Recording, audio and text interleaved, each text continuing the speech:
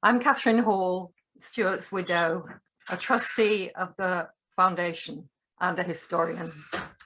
The foundation that we created in Stuart's name is committed to public education, addressing urgent questions of race and inequality in culture and society through talks and events, and building a growing network of foundation scholars and artists in residence. We work collaboratively to forge creative partnerships in the spirit of Stuart, thinking together and working towards a racially just and more equal future. On this occasion, I'd like to take the opportunity on behalf of the family to thank all of those of you who work so hard and give so much time to keeping these unfinished conversations going. Stuart would have been 90 today, so happy birthday, Stuart. We always celebrated his birthday and he enjoyed a cake. We never ambushed him. We enjoyed a cake with him on his birthday in 2014, just days before he died. Since his passing and the creation of the foundation, we've been coming together around the time of his birthday, hosting a public conversation, confronting together the difficult times we live in. The question of how it might be possible to build a political movement capable of providing a fundamental challenge to the nexus of capitalist relations, what we now use the term racial capitalism to describe, was always central to Stuart.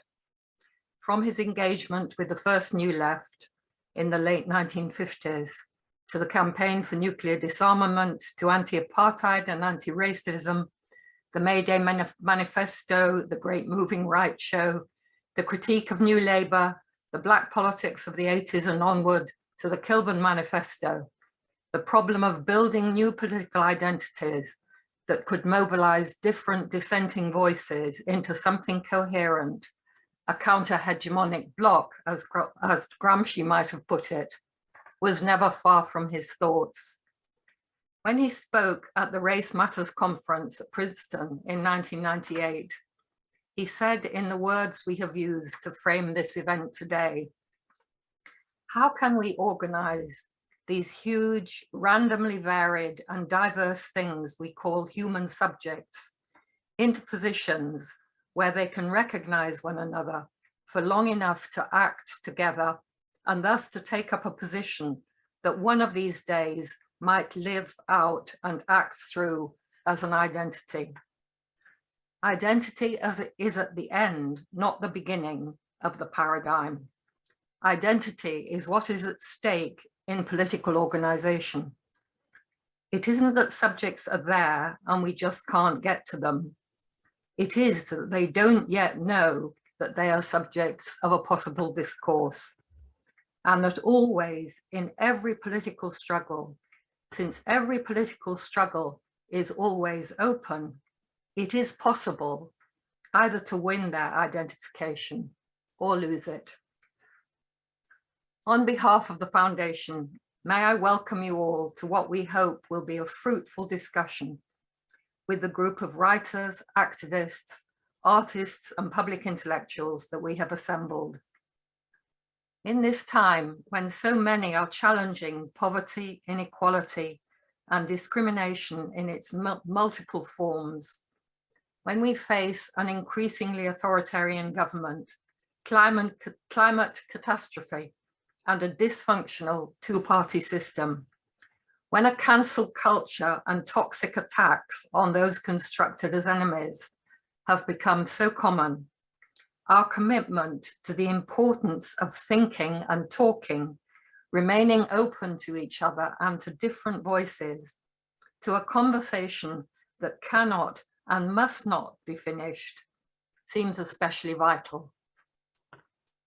It's my special pleasure this afternoon to introduce the Black British poet Raymond Antrobus, author of The Perseverance and All the Names Given, and our valued public intellectual, author, journalist, and professor of sociology, Gary Younge, two people whose words we do rely on to open our conversation.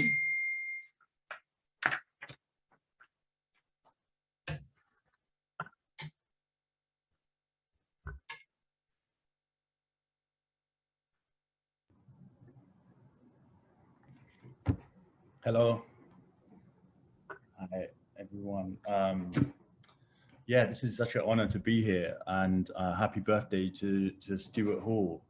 You know, there's so much to say, and I can't wait to just be a listener in this conversation, in this conference. So I'm just going to read a few poems. They're short, and each of the poems kind of present, I suppose, a kind of open question or a situation in which one finds themselves in where they're having to either explain their identity or their belief. So this first poem is called Jamaican British. I wrote it for some students I was working with when I was teaching in Hackney. Yeah, this poem is now on the GCSE curriculum, which is wild to me. But it's called Jamaican British, and it goes like this. Some people would deny that I'm Jamaican British. Nose Anglo, hair straight, no way I can be Jamaican British. They think I say I'm black when I say I'm Jamaican British, but the English kids at school made me choose Jamaican British. Half caste, wow. Sorry, there's like a noise and I'm not sure if it's here or there. Okay, it's gone. It's gone.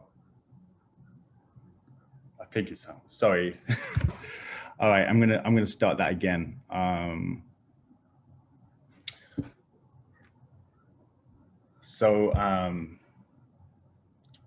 Sorry, I completely lost my page as well. Oh, the pains of getting through stuff online. Okay. Jamaican British. Thank you for bearing with me. Some people would deny that I'm Jamaican British. Anglo nose, hair straight, no way I can be Jamaican British. They think I say I'm black when I say I'm Jamaican British, but the English boys at school made me choose Jamaican British. Half caste, half mule, house slave, Jamaican British. Light skin, straight male, privileged Jamaican British. Eat the callaloo, plantain, jerk chicken, I'm Jamaican. British don't know how to serve our dishes, they enslaved us. In school, I thought a boy in the lunch hall, Jamaican. At home, I told Dad that I hate them, all them Jamaicans. I'm British. He laughed, said, you cannot love sugar, then hate your sweetness, and took me straight to Jamaica, passport British. Cousins in Kingston called me Jar English, proud to have someone in their family British. Plantation lineage, World War service. How do I serve Jamaican British when knowing how to war is Jamaican British? This poem I'm going to read is called Miami Airport, and it's just a list of 30 questions. Sometimes when you fly to Jamaica from London, you have to make a stop at Miami. People that make that regular crossing will know. And Miami Airport is a particularly intense airport to get through. And almost 9 times out of 10, I get stopped at that airport, especially if I'm on my own. So this poem is called Miami Airport. And it's just 30 questions. Why didn't you answer me back there? You know how loud these things are on my waist? You don't look deaf. Can you prove it? Do you know sign language? ID? Why didn't I see anyone that looked like you when I was in England? Why were you in Africa? Why don't you look like a teacher? Who are these photos of? She doesn't look English. Is this your girlfriend? What was the address you stayed at? What is the color of the bag you checked in? What was your address again? Is this where we're going to find dope? Why are you checking your phone? Can I take your fingerprints? Why are your palms sweating? You always look this lost. Why did you tell me your bag was red? How did it change color? What color are your eyes? How much dope will I find in your bag? Why isn't there dope in your bag? Why did you confuse me? Why did you act strange when there was nothing on you? Would you believe what I've seen in the bags of people like you? You think you're going to go free? What did you not hear?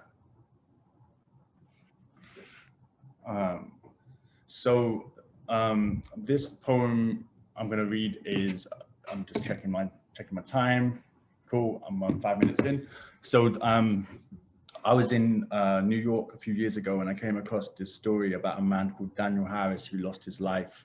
And when I read what happened to him, I just knew I had to write something which would give volume to his story. I think within this story, there's a real kind of danger that we are all in if we fail to understand each other and find understandings with each other. So this poem is called Two Guns in the Sky for Daniel Harris.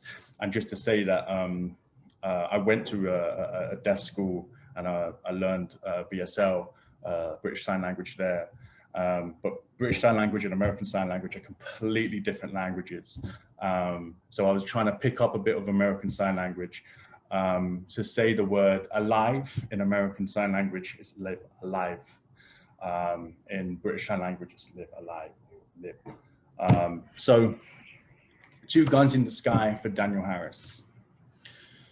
When Daniel Harris stepped out of his car, the police officer was waiting, gun raised. I used the past tense so this is irrelevant in Daniel's language, which is sign. Sign has no future or past tense. It is a present language. You are never more present than when a gun is pointed at you. What language says this, if not sign? But the police officer saw hands waving in the air, fired, and Daniel dropped his hands, his chest bleeding out to the concrete meters from his home. And I'm in New York coffee house reading this news on my phone when a black policewoman walks in, two guns on her hips, my friend next to me reading the comic section, Black Lives Matter. Now what could we sign or say out loud when the last word I learned in American Sign Language was alive, alive. Both thumbs pointing at your lower abdominal, index fingers pointing up like two guns in the sky. I'm gonna read one more poem. No, I'm not, I'm almost at 8 minutes. I might not have time. So I'm gonna come back later on. Thank you so much for listening to me. I can't wait to hear this conference. Thank you. Thank you, Raymond, for those, I mean, brilliant and beautiful, but also kind of searing and painful poems. So when I was thinking about solidarity and coalitions, my mind went to the March on Washington and the way that that developed, because it all broke very late. And I'm just going to read a little bit from my book, The Speech here, where Bayard Rustin is struggling to kind of expand, to keep the coalition together and to expand it. And this is from my book, The Speech. As the coalition supporting the march grew, so the leaders' appetite for more militant proposals for the event, like disrupting traffic and mass civil disobedience, diminished. Among other things, they abandoned plans to give a prominent speaker's slot to an unemployed worker and to march around the White House. Back in Harlem, where the organization's center was based, each time Rustin announced that yet another radical element had been dropped, his young staff would berate him, part in jest, part in frustration. They'd shout, "Oh, Bayard, you're turning it into a circus." But ever the coalition builder, Rustin explained, what you have to understand is that the march will succeed if it gets 100,000 people or 150,000 or 200,000 or more to show up in Washington. It will be the biggest rally in history. It will show the Black community united as never before, united also with whites from Labour and the churches from all over the country. In the end, there were 250,000. Now, one may argue that it might have been a better march if they had marched on Washington rather than in it, if they had had the unemployed worker speak, if they had disrupted traffic. But this was their decision. And I say that because nobody really on the left is going to argue against solidarity. But what's important to understand is that when I think and that we're going to explore this evening, is that when you gain solidarity, you may lose something else, that there is, it's not entirely transactional, but there is a negotiation that takes place. Solidarity emphasizes unity, when paradoxically it also demands diversity. You can't have solidarity with yourself. You have to have solidarity with others. And so to discuss this and so many other things, we have a range of activists, academics, and practitioners in the field. We will first of all have 6 short contributions followed by a short Q&A with me. And then afterwards, after that, with a couple of breaks, we'll then go on to a discussion between myself and David Austin, and then back again for more questions and answers. And so I want to start by introducing Sado Jirde, and I apologize if I got if I've mispronounced your name, who is the director of Black Southwest Network, a charity focused on human rights, equality, access to knowledge, and socio-economic inclusion within the framework of advocating on behalf of Black and minority ethnic communities. Sado, are you with us? Yes. Thank you, Gary, and thank you, Catherine, and the foundation for inviting me to give a talk today. It's a great honor and privilege. I will speak from a practitioner perspective, and I'll just give a short talk, which is titled Beyond Coalitions. So moving beyond coalitions, when your work is rooted in solidarity, in cohesion and cooperation, it becomes impossible to single out a specific successful moment of solidarity. I think that this is a silent point on which to build this discussion about collectivism, coalition, and solidarity, because when your work is by default in solidarity, such as that of racial justice, trying to work collectively becomes second nature. At Black Southwest Network, our work is focused on creating permanent spaces for co-produced solidarity than moments of commonality. Over the last 5 years, the region and the country more broadly has faced the significant challenges of austerity, Brexit, the climate emergency, and the coronavirus pandemic. The killing of George Floyd and the increased awareness of the Black Lives Matter movement sent shockwaves through the global community. Subsequent discussions on white privilege, the impact of Me Too, and discussions on gender identity and the moving concepts around intersectionality from the margins of protest and academia to the mainstream have highlighted the complexities of emerging dynamics.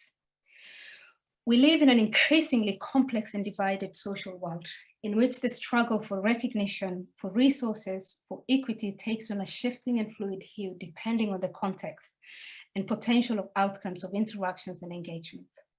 In the UK is arguably the more divided than ever, and we now live in a world where every conversation has the potential to descend into an argument.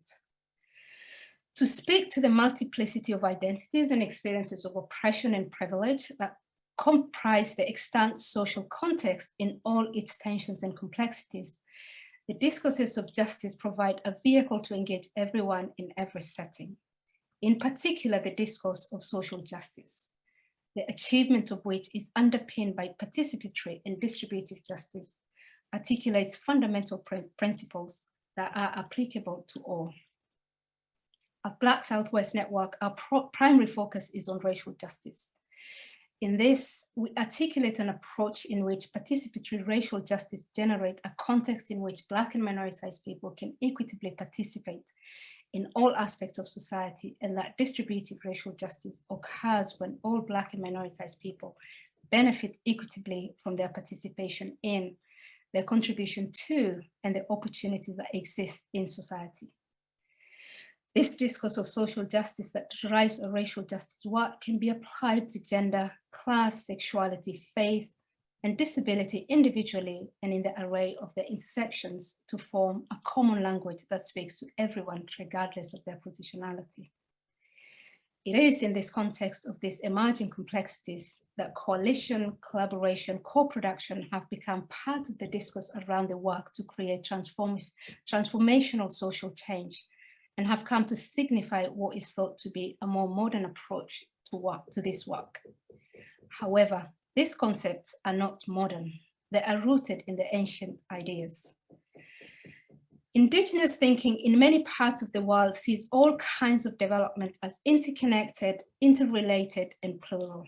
The South African ethical philosophy of Ubuntu, for example, values humaneness or humanity.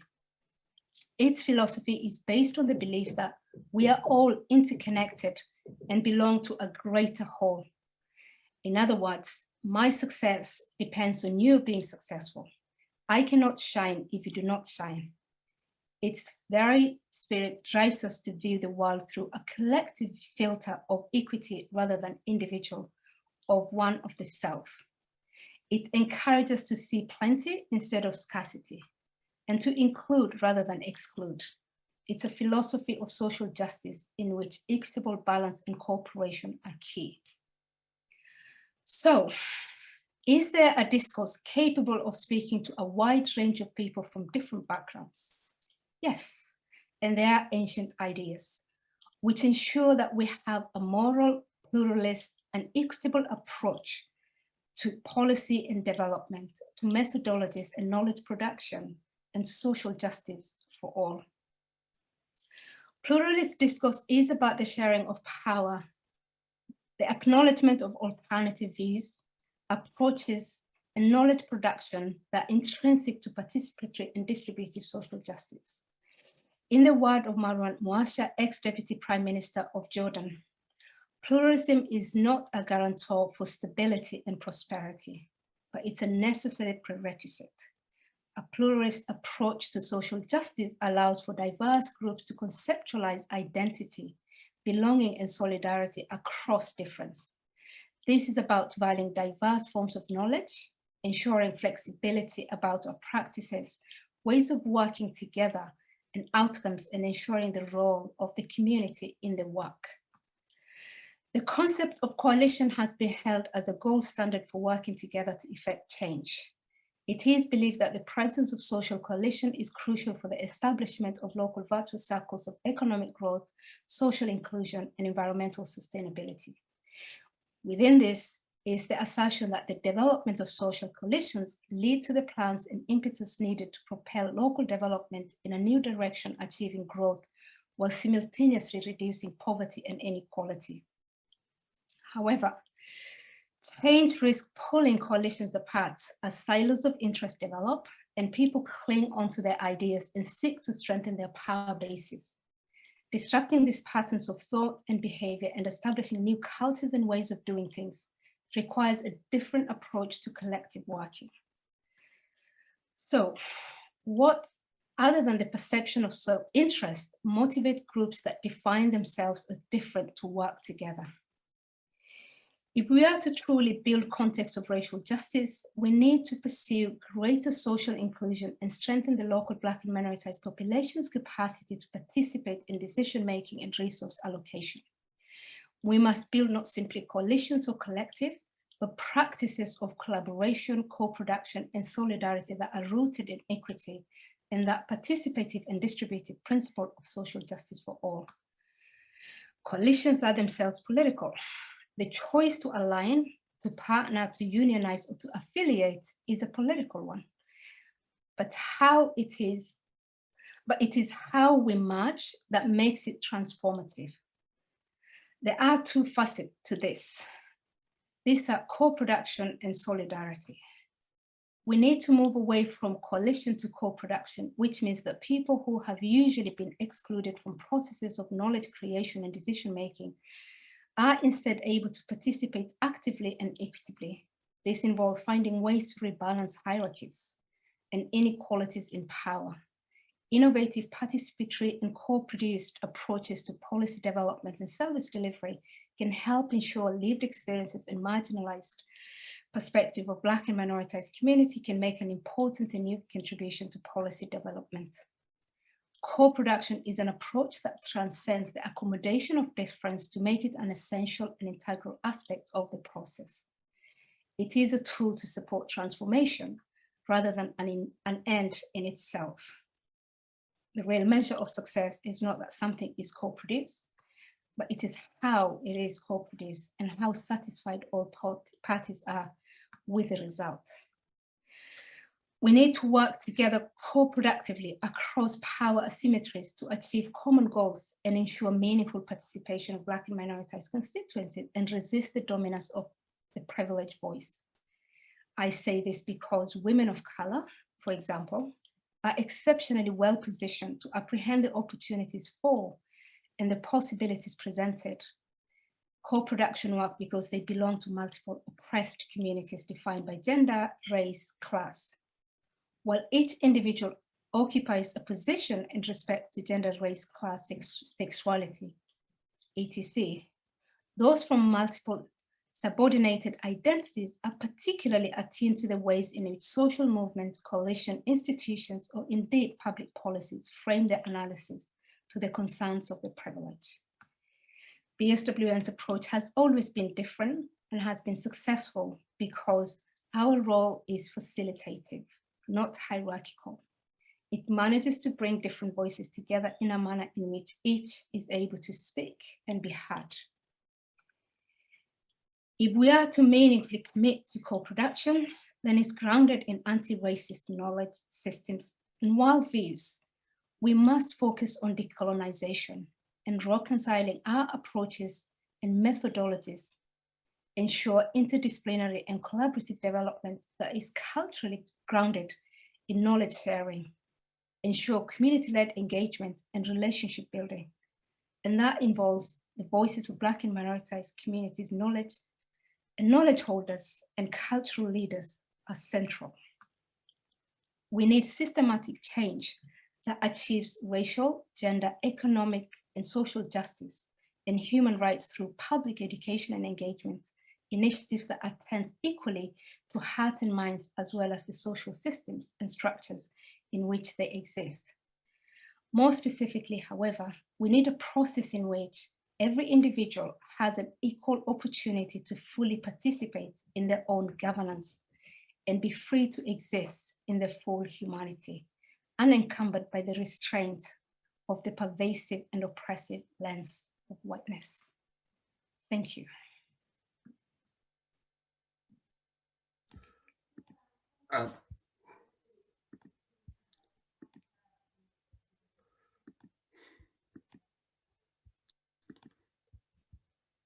Thank you, Sado.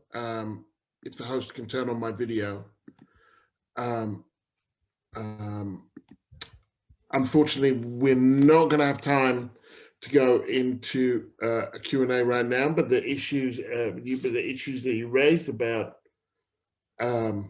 whether the degree to which coalition building is understood to be an end in itself as opposed to a means to an end, I hope others will take up, and there will be a chance at the end to come back. So I want to go to Pragna Patel, founding member of Southall Black Sisters Advocacy and Campaigning Center and Women Against Fundamentalism.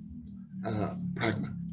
Thank you very much, Gary, and good afternoon to everyone. It's an absolute honor to have been invited to make this presentation as part of the commemoration of what would have been Stuart Hall's 90th birthday. The title of this event emphasizes the question of dissent and solidarity. These concepts appear to be disparate, but I think they're in fact profoundly connected and necessary in equal measure if we're to realize the promise of democracy, particularly in the current troubling times of heightened inequality and injustice. I have been an anti-racist, feminist, and anti-fundamentalist activist for 40 years. And throughout that period, I've come to realize the vital importance of dissent as a means by which to challenge all forms of oppression and dogma, on the left as much as the right. Without dissent, we cannot hope to build a meaningful solidarity based on our shared common humanity and values of equality, pluralism, tolerance, compassion, and freedom. I began my political life in the late 70s with the establishment of Southall Black Sisters, SBS. We came together under the all-consuming shadow of Thatcherism, characterized by rampant capitalism and what Stuart Hall called authoritarian populism. At the same time, we were also a child of the resurgent second wave of feminism and the burgeoning anti-racist movement. The 1970s in the UK was also a period of mass mobilizations against racism by a younger generation of African, Caribbean, and South Asian men and women.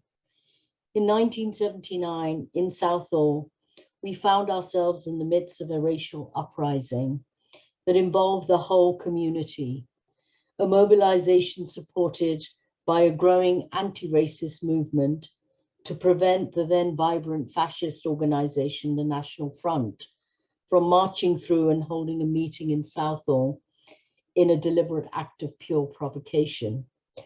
As in other parts of the UK, the anti-racist protests in Southall shone a light not just on street level racism and the violence of the far right, but also on the reality of institutional racism within the police force, which actually then took another 2 decades of struggle to be officially recognized.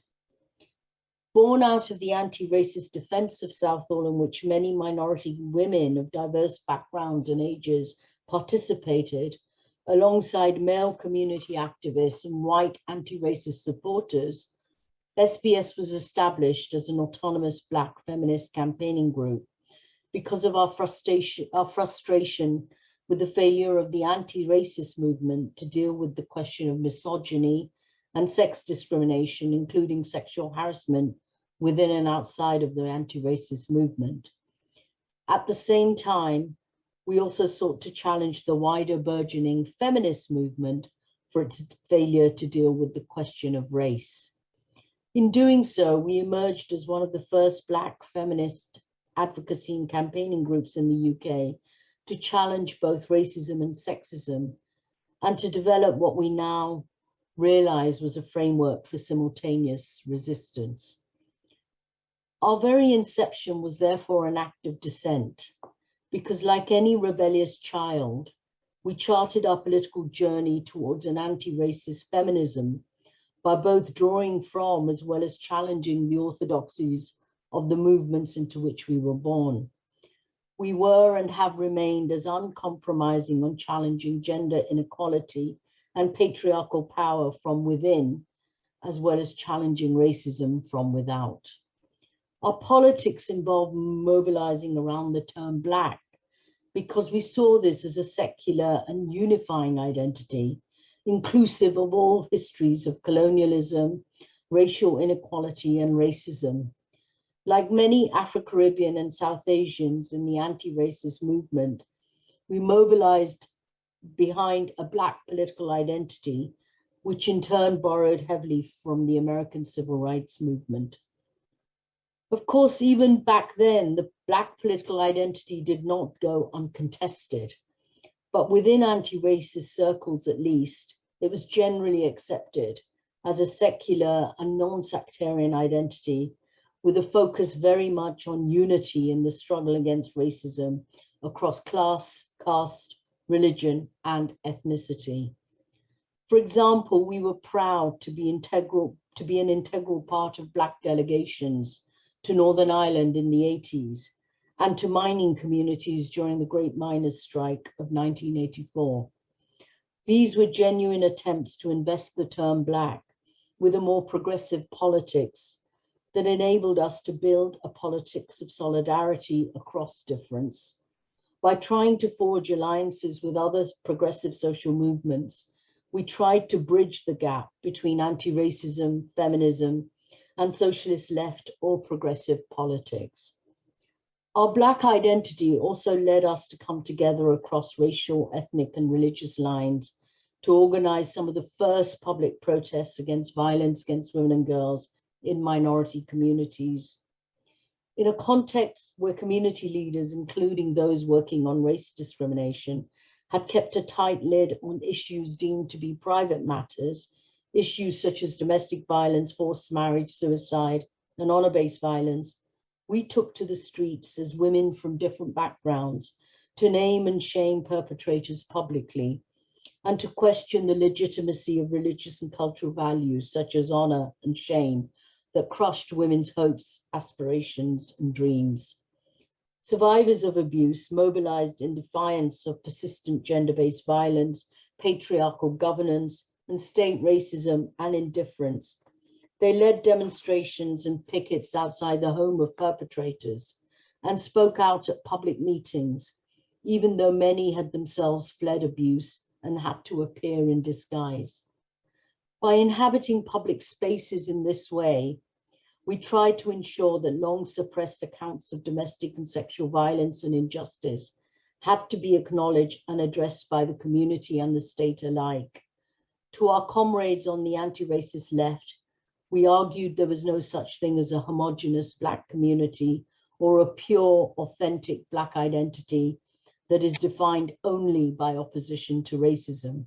We argued that institutionalized inequality and injustices faced by women and girls in our communities had to be challenged at the same time as the institutionalized racism of the state. And to our white sisters, we argued that we were engaged in a common struggle. We demanded and obtained their support at a time when they were fearful of being seen to interfere in Black communities and of being labeled racist. We argued that violence against women is universal, even though it can manifest in culturally specific ways. And the high point of these campaigns was a strong coalition of white and Black feminists that we formed in the 90s to challenge the racial and sex discrimination that Black and minority women faced in the criminal justice system. In recent times, it's become very difficult to retain the notion of Black political identity as we defined it. And we find ourselves having to swim against the currents of regressive identity politics in many different spheres. I don't want to idealize anti-racist struggles of the past. They had their strengths and their weaknesses. But what is irrefutable is that they were by and large secular, progressive, and inclusive. In the face of the new orthodoxies presented by identity politics, we have to cherish the right to dissent, not for its own sake, but because we need to challenge, we need to reach out to each other across the various divides to provide the solidarity that we all desperately need in these troubling times. And I think that must be the key message that we take with us as we remember Stuart Hall today. Thank you.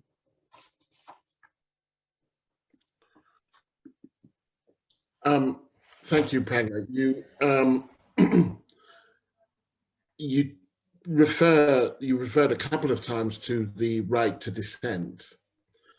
And I just want to get your opinion about, because it's a bit like, in the same way that everybody would be for solidarity, nobody is going to say they are against dissent.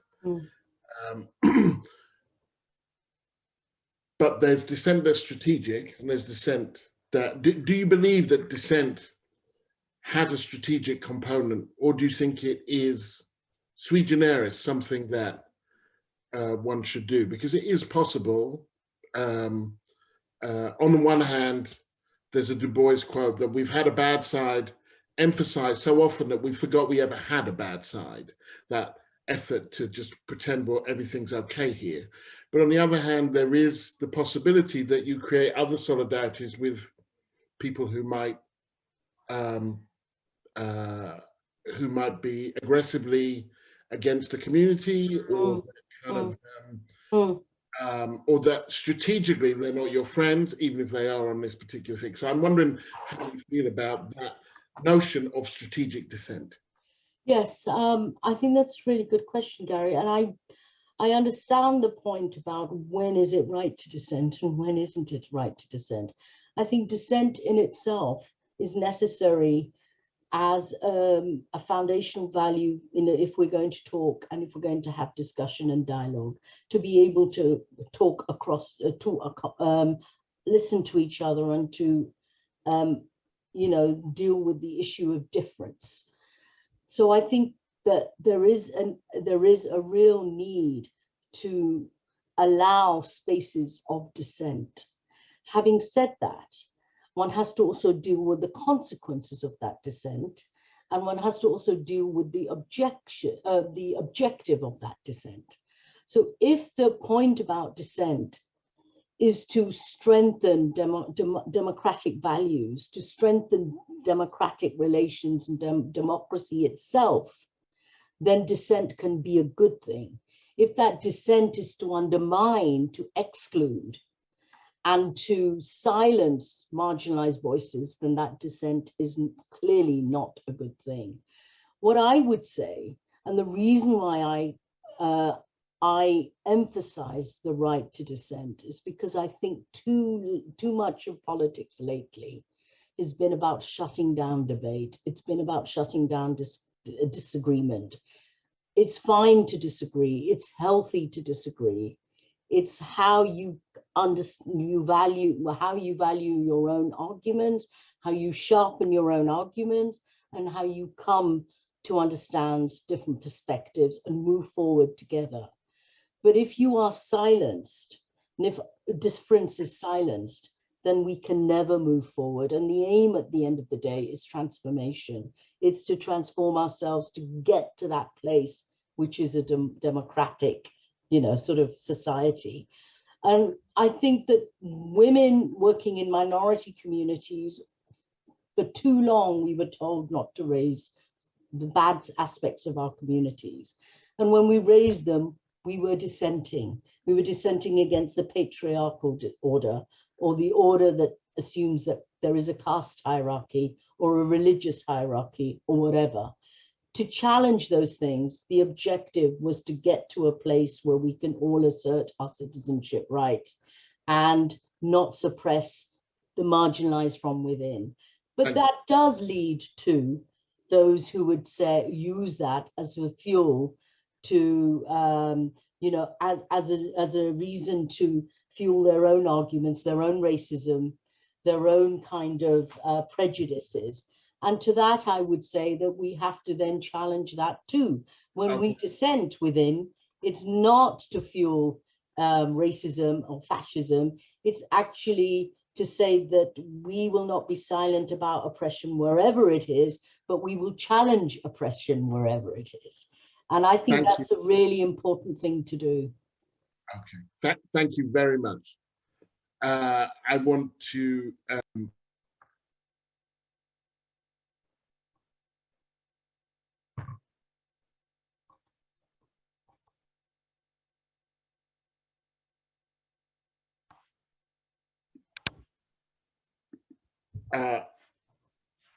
I want to move on to Fatima Rajina now, who is a Legacy in Action Research Fellow at the Stephen Lawrence Research Center at De Montfort University.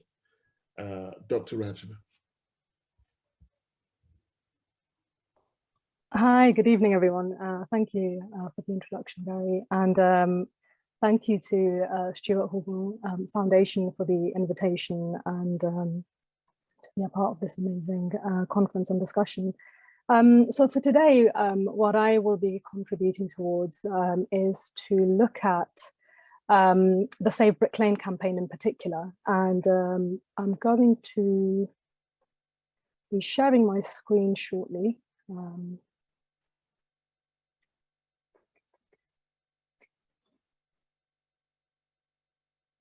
Can everyone see my PowerPoint? Or is it just me looking at it? 1 second. Okay, is that visible to everyone? Can I just... Okay, brilliant. Thank you. Yeah, so I'm going to try and take you through the sort of Save Brick Lane campaign, what we've been doing, what we're about, and sort of, yeah, give you a sort of, because it's an ongoing campaign. So yeah, yeah, there'll be a lot of stuff that I wish to cover here. So I'm Fatima Rajina. I'm an academic based at the Stephen Lawrence Research Center. I'm also one of the co-founders of Nijra Manush, which means our own people in reference to in Bengali, in reference to the collective, the community. So this campaign has a specific focus on an application made by the Truman Brewery, which is apparently at one point it was the largest brewery in the world. They submitted the application to Tower Hamlets Council to build a multi-story shopping mall with retail units, a gym, a few restaurants, car park and office spaces. And I was hoping to go into the bit of history of Brick Lane, but I feel perhaps that would take up a lot of time, but I'm assuming everyone here knows Brick Lane and its amazing history and its sort of very significant sort of symbolism, if you want to say, in how it accommodated many persecuted communities, many of those who did dissent, which includes the Bangladeshi community who make up one of the largest demographics in the borough of Tower Hamlets. So the Save Brick Lane Coalition is made up of 7 organizations. And so it's our organization, Nijra Manush. We had Spitalfields Trust, we've Assemble, who currently have acquired House of Aneta, which is on Princelet Street, just off Brick Lane. East End Preservation Society, we had the Bengali East End Heritage Society, the East End Trades Guild. The East End Trades Guild represents over 300 businesses across East London, so from the borough of Hackney, Newham and Tower Hamlets, and Spitalfields Life. So these 7 organizations have been working together since the summer of 2020 to challenge this particular planning application. And talking about dissent and talking about solidarity, these 7 organizations are made up of people from all walks of life, you know, whether it's class, identities, sexual identities, gender, ethnic backgrounds. So we all came together with the sole purpose of ensuring that we are able to challenge the Tower Hamlets Council on its decision. Sadly, it did pass, but I'm going to get to that and what we're doing currently to challenge that decision. I just want to take you on a bit of a journey of how we got to where we are now. So it was in the summer of 2020 that a local councillor gave us a call at Nijra Manush and said, look, this application is being submitted. And if you remember 2020, while many of us were at home and not attending multiple parties, that was when the Truman Brewery was trying to quietly submit the application and get it through, knowing that very few people were paying attention because everyone was, you know, preoccupied with many other things in their lives and being stuck at home. So when the councillor called us, his sort of suggestion was, look, we've got to start with objections because they need to know that we're kicking up a fuss. So one of the first things we did was because it was, you know, we were in lockdown, we couldn't really go into Tower Hamlets, particularly Brick Lane. And if we look at the stats around the communities that have been impacted the most by COVID, Bangladeshi community was one of the hardest hit communities across the country. So we thought, okay, well, we can't obviously physically do anything, so let's utilize the online space. So we created a template letter, which we put into a Google Doc, and we shared that link with everyone.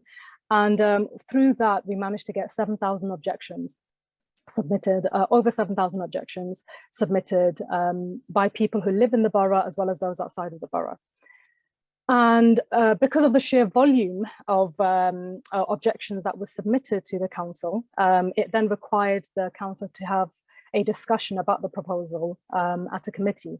And leading up to this particular committee discussion, we then decided to go ahead and do one of our first direct actions. And the first direct action included meeting up with the other organizations at around, I think it was about 2:30 or 3 in the morning on Brick Lane, and basically dropping banners across the lane. So this is one of those banners we dropped, we put up. It was bang in the middle of Brick Lane, so it's just before the Truman Brewery, if you're familiar with Brick Lane, just the bridge there of the Truman Brewery. Then we dropped 2 other banners on the railway bridge. We did one facing the north side of Brick Lane in English and Bangla, and we did the south side facing in Yiddish and English to sort of commemorate the Jewish history of the area. So once we did that, we realized that, okay, we've done the banner drops, now we need to really get the businesses on our side. So the day after, we went, we split into different teams, different groups, and we made sure that each group had Bangla speakers. And we split across Brick Lane, and half the group covered the north end, the other half the south end. So I was of the South End team, and we went and spoke to all the businesses. The very first time we spoke to the businesses, we got 90 businesses on board, and then we revisited them and managed to get 50 more businesses to sign up to object to this planning application. So once we got the 90, we submitted that to the council for the first meeting that was held back in April. And because of that, because of the lobbying we did, with the local councillors, as well as other politicians, we managed to get the decision deferred the first time round. And that picture is of one of the local residents and local activists who joined the coalition, Susanna, who was just incredible. And this is one of the banners we put outside the famous Taj stores on Brick Lane. Now, we then decided, okay, we've got these, we did that, submitted the 90 signatures of the businesses. We then thought, okay, well, we need to organize a rally to really kick up a fuss. So 13th of June was our first rally that we organized, and it was attended amazing. The numbers were pretty amazing for a local campaign. We had people from all walks of life, and we had a lot of Bangladeshis from around the country sending their solidarity who weren't able to make it, and just other local community organizations. And then we were offered solidarity by various unions, local unions. IWGB lent their support. We had a few others, I can't remember right now. And then we had Save Latin Village, who also were in the background advising us on, on different steps, the sort of admin bureaucracy, because, many of you may know that they won their battle after 17 or 18 years in Tottenham when they were fighting to save the Latin Village in Seven Sisters. So we held that demonstration, and we held 3 rallies in total, and we did 3 because they were in conjunction with the dates where the planning committee were supposed to meet. So once we did this one, so these are just some of the photographs from the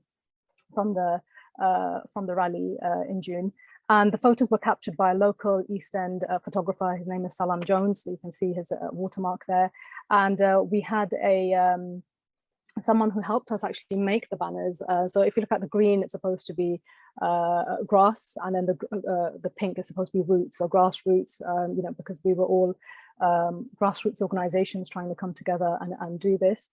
Then we held another rally in July, because again, the Tahammats Council said the next meeting would be held in July. We started promoting and organizing for another rally where we had speakers who were local MPs. So Afsana Begum lent her solidarity. By then, Rushnara Ali also lent her solidarity. We had a lot of councillors, but this was more so behind the scenes. Not many came forward, public facing, to offer their solidarity, apart from a few. And so we held that, again, July rally, because of the second committee meeting was supposed to be held then, but it was cancelled because, so in Tahammats Council, if you have a planning committee meeting, you have to submit your sort of paperwork and agenda all online the week before, to sort of, for people to know that it's still going ahead. And because that didn't happen, we knew it wasn't going ahead, but we still went ahead with the rally because we already had everything planned and people on board. So this was one of the councillors who was the most vocal and supportive, is local councillor Shah Chowdhury, who represents the Spitalfields and Banglatown ward. And he has been supporting us, backing us, and helping us behind the scenes pretty much from day one, and guiding us on how to do things. The very last rally we held was in September, and we framed it as "Is the East End Dead?" So everyone turned up in black, and we did the sort of rally in a form of a funeral procession. So as you can see, we had a coffin. On top of the coffin, we put a water lily. So if anyone is familiar with sort of Bangladesh, water lily is the national flower of Bangladesh. So it was to sort of denote that you know, the local community who's been here for decades, who have been who in fact is one of the poorest ethnic minority communities in Britain, has been neglected very much by its own council. And so we put that water lily on there. So we did a funeral procession. So we were all in black. We did a funeral procession through Brick Lane, and we got a lot of coverage in the local media as well. So we held some press conferences with the Bangla Press Club, who are based on Princelet Street.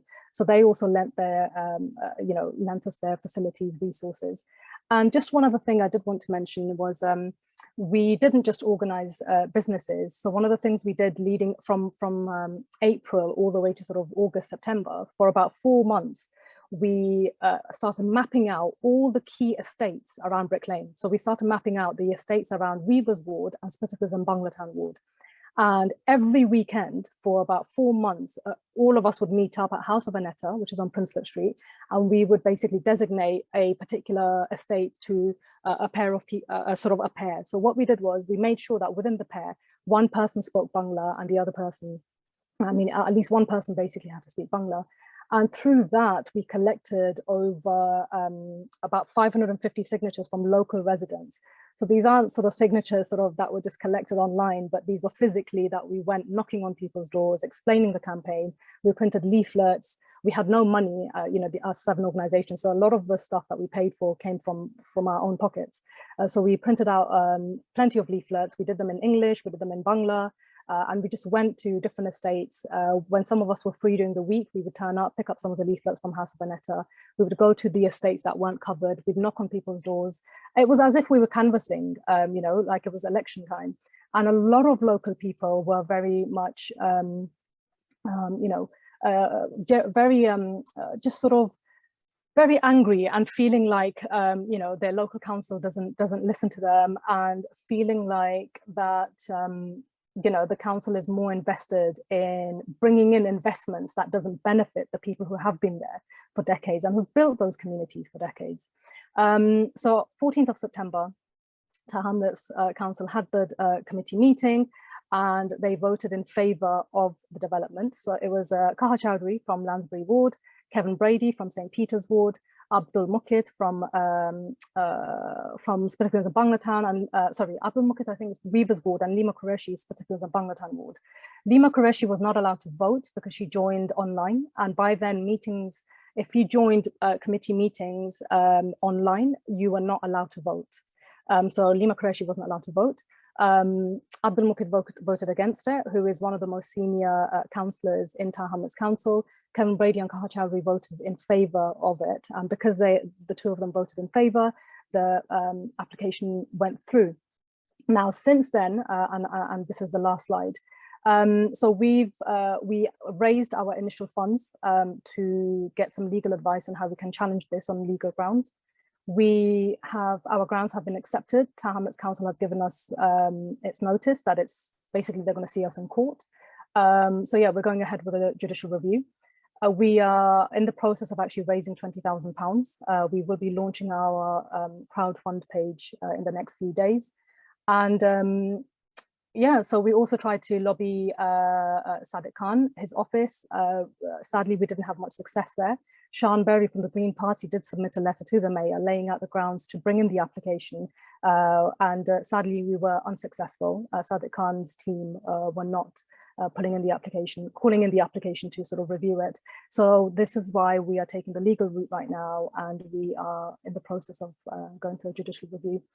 Thank you, everyone. And this was just to showcase sort of on the ground, you know, what dissent looks like, but also building up capacity and building up people and organizing with people. And as was mentioned by Sado earlier about co-production, a lot of the work that we did was done in the process with local people who came to House of Veneta, where we were based, for months, who visited the exhibitions that were set up there. And you know, and we also went to the people who live around the area, and honestly, it's been one of the most enriching and just incredible to see the power of bringing of having people come together, and hopefully we will win the fight. So yeah, thank you very much for listening. Thank you. Thank you, Fatima. We are gonna move straight on because time, unfortunately, is pressing, to Farzana Khan, writer, cultural producer, and award-winning arts educator, and the executive director and co-founder of Healing Justice London. Farzana. Hi, folks. I'm just going to put my timer on so I can honor time. Thank you so much for having me, and also just to send birthday wishes into the cosmos for Stuart Hall.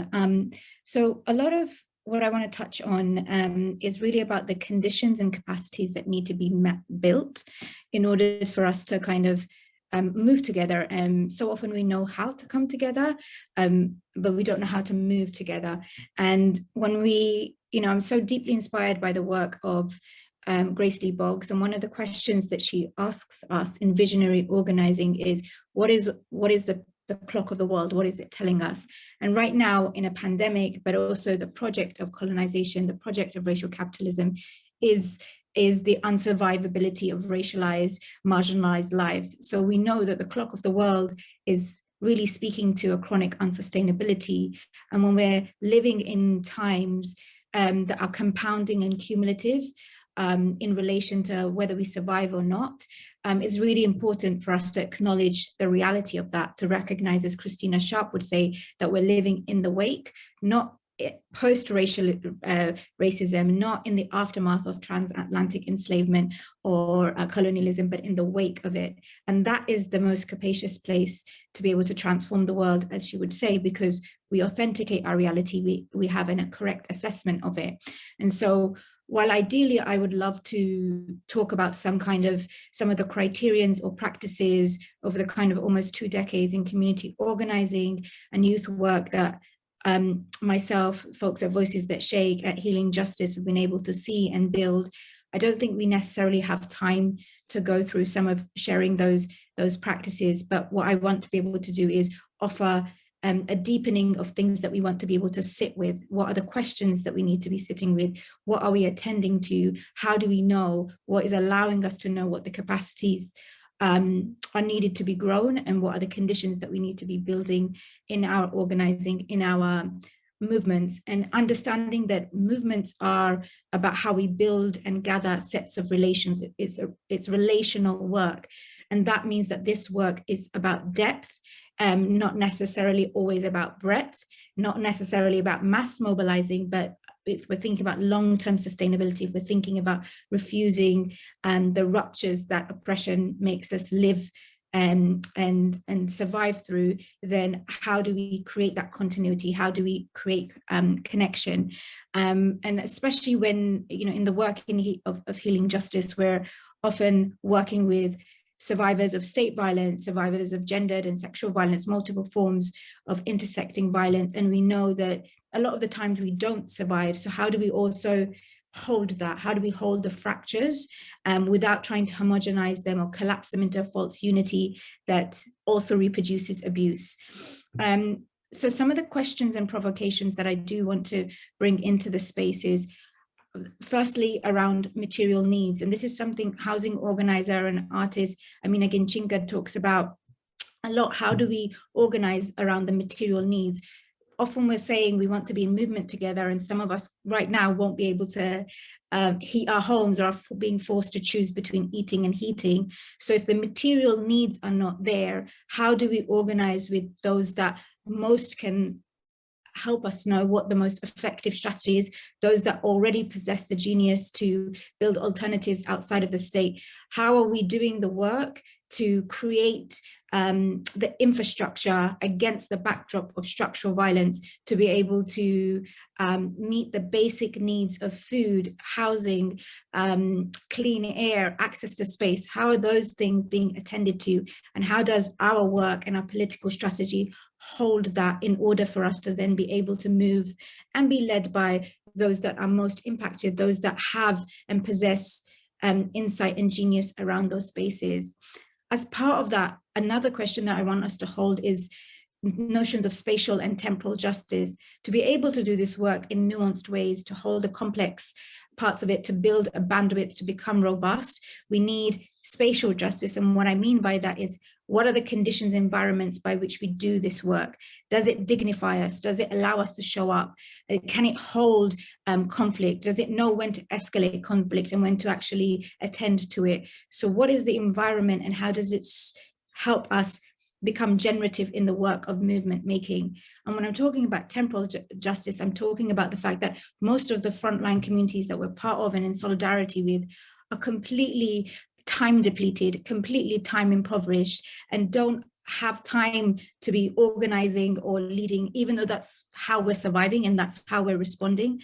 So how do we build in time? How does the work of movement and structural justice that we want to be part of in coalition building create time? How does it ally with notions of time building and creating time, whether it's creating childcare, whether it's taking on labor, whether it's creating equity through holding and fighting bureaucratic systems that a lot of working class communities have to lose most of their lives to, whether it's on the phone to the local council or on the phone to health providers. Really understanding and holding that the work of spatial and temporal justice is a necessary apparatus in the work that we need to be building if we do want to be led by the most marginalized and those who are actually can hold the reality of what we need to unmake and remake.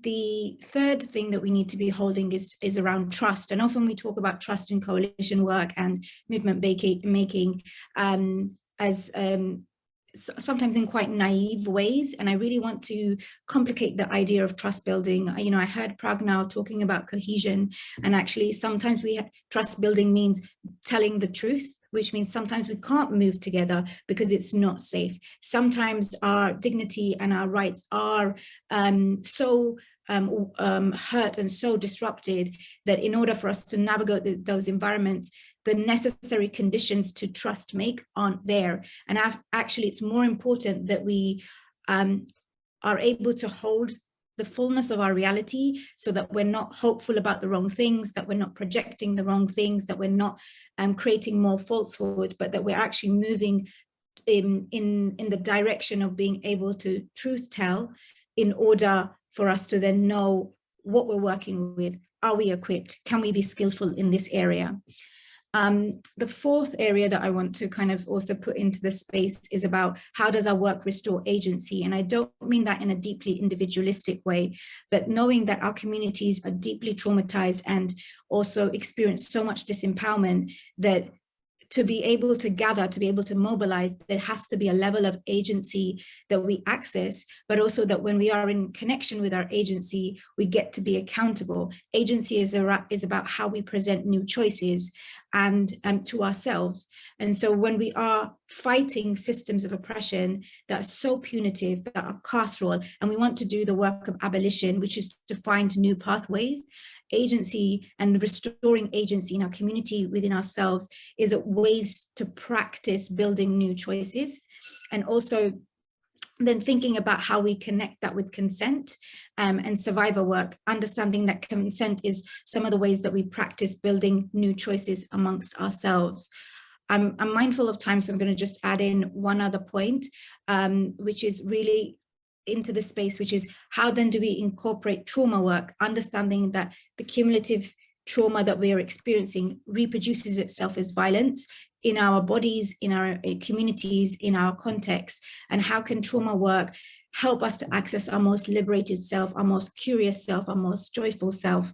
And in that context of trauma work, what can the role of grief do in in letting us know and sense how to process, how to let go, how to feel into end and completion without always seeking perpetual infinite accumulation, infinite growth, as so much of racial capitalism and colonization has embedded into all of us and we've all internalized.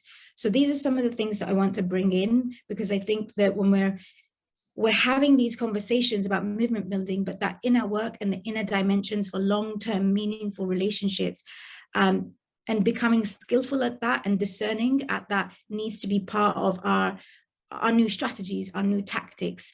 And these are the things that will support us to practice and rehearse liberation and freedom. I'm going to park here. Thank you. Thank you, Farzana. I have what I hope is a quick question, and I ask it in the hope of as quick an answer as you can give, which is, you talk about trust, and I'm wondering, there are times in coalition building when the trust isn't there, not because of something somebody's done, but because of something that you think they will do. So how do we deal with suspicion, and how do we repair distrust? Or is it, once the trust is gone, is that just it? No, not at all. I think that this is why I touched on that point of agency. I think that part of creating capacity for transformation, and even being on this panel and us being in conversation, is and why we organize and we are in activism, is because we believe that things can change and that we are in possession, all of us, of the capacity to change and transform. But the necessary conditions need to be there. I think so often, and we have to be able to evidence accountability. We have to be able to show with consistency. We have to be able to show habitually how that change is happening and how repair can happen, not in ways that are performative, not in ways that recreate speculation, but actually are meaningful to the ones who have been harmed, to the ones that have been excluded, to the ones that are oppressed. And those terms should be set by those that are impacted. And I think there's a lot, and I'll conclude on this point, when we're thinking about abolition, survivor work has been a profound site of teaching us how to do repair work, to create non-punitive methods of cohesion and transformation. And that's a site that we can be looking to be able to do this work. Thank you, Farzana. I'm going to move on to Joshua Virasami. Joshua is a London-born artist, writer, and political organizer involved in various movements, including Occupy and Black Lives Matter. Joshua. Thank you very much, Gary. I guess I want to join everybody in saying happy birthday to the big man, and I'm very grateful for being invited to offer some thoughts on these burning questions of how we organize collectivity in times of such heavily organized division. I better start my timer before I get told off by Gary. I think I'm gonna carry on a lot in the vein of Farzana. Like I have a lot of movements and moments I'm thinking of, some I'm involved in now where we're doing coalition work, and I want to draw out the kind of lessons, but I also kind of want to go deeply into the inner work and what it is that helps build trust and does the relational work and thinks about how we move, as Farzana said. And I've only got several minutes, so I'm going to take the liberty to just kind of reflect on a couple of ideas here and think aloud about what sustains the solidarity that we are saying sustains political movements, what humanizes the human in the human subject we're saying we seek to organize. So in this short presentation, I'm going to suggest that, firstly, contrary to the event's prompt, I don't think there is any transcendence above difference that coalitions can offer us. And that actually the only way forward is through the challenges and epiphanies that come when we kind of go through the sticky, gritty work of coalition building. Secondly, that we have many lessons to be learned, lessons that are unlearned from the past to instruct us for discourses on coming together, as well as actions on how we come together. And that could be in the theoretical debates of the Black radical traditions about searching beyond man, as Sylvia Wynter termed it, or the revolutionary humanism of Fanon, which he evoked in his life and his written work, or whether through collective struggles, you know, like anti-war struggles that we look to of the past, industrial struggles of the past, or the decolonial contestations, or even just the community building work that, for example, the Black Panther Party did. Thirdly, I'm going to suggest that as instinctive as solidarity is, as the together we rise, divided we fall kind of intuition is, and as Gary said, it's, you know, it's largely agreeable, that there is actually a deep mire in coming together in difference, a real stickiness that is only really overcome through inner work, transformative, revolutionary, and importantly, at this time, planetary ethic that can guide us through this kind of work. Is something that I've noticed is that it's messy, it's really messy, and we need to actually transform on it on a deeper level. And that's why I think the abolitionist Black radical politics of our time has a lot to offer us. And finally, I'm going to suggest that an important part of this ethic is revolutionary love. I guess kind of return to where Gary started us with, and think about revolutionary love as practiced by Martin Luther King Jr., and with a special focus in this short contribution on Thich Nhat Hanh, who was a very important teacher to me and who passed away last week. So I was in Tynemouth in the weekend just past, in a local market. I noticed that a woman who was selling dolls had a little black doll, which on closer inspection had chimpanzee features. It was pretty distressing. I could see what had happened. I could kind of tell maybe she thought she was dressing up a chimp. I mean, she actually made references to Michael Jackson dressing up a chimp, but to any Black person or anyone who is racialized or anyone who is racially literate, it was very disturbing. We approached her and inquired and really generously offered to her the impression it made on us. And her response was pretty textbook. She said, if you read into it that way, then you have a problem. In fact, maybe you're racist. And no one had mentioned racism up to this point. She was saying, if you name the problem, you are the problem. It was a pretty tragic conversation. Really wish I hadn't done it. And probably loads of you are like, why did you speak to her? But importantly for me, it was a reminder that there is no transcending of difference. There is really only the through, and the through way is, as many people have suggested already, through political struggle. So histories of political struggle can offer us something to be decoded on cultures of solidarity by like pulling up the reflections, as I often do, of like Latin American armaments to East African anti-imperialists, of gay revolutionaries funding miners' pickets. And actually, I picked up a book recently reading about cultures of solidarity and found some writing by Gary, actually, talking about how cultures of solidarity were made in industrial struggles in Britain.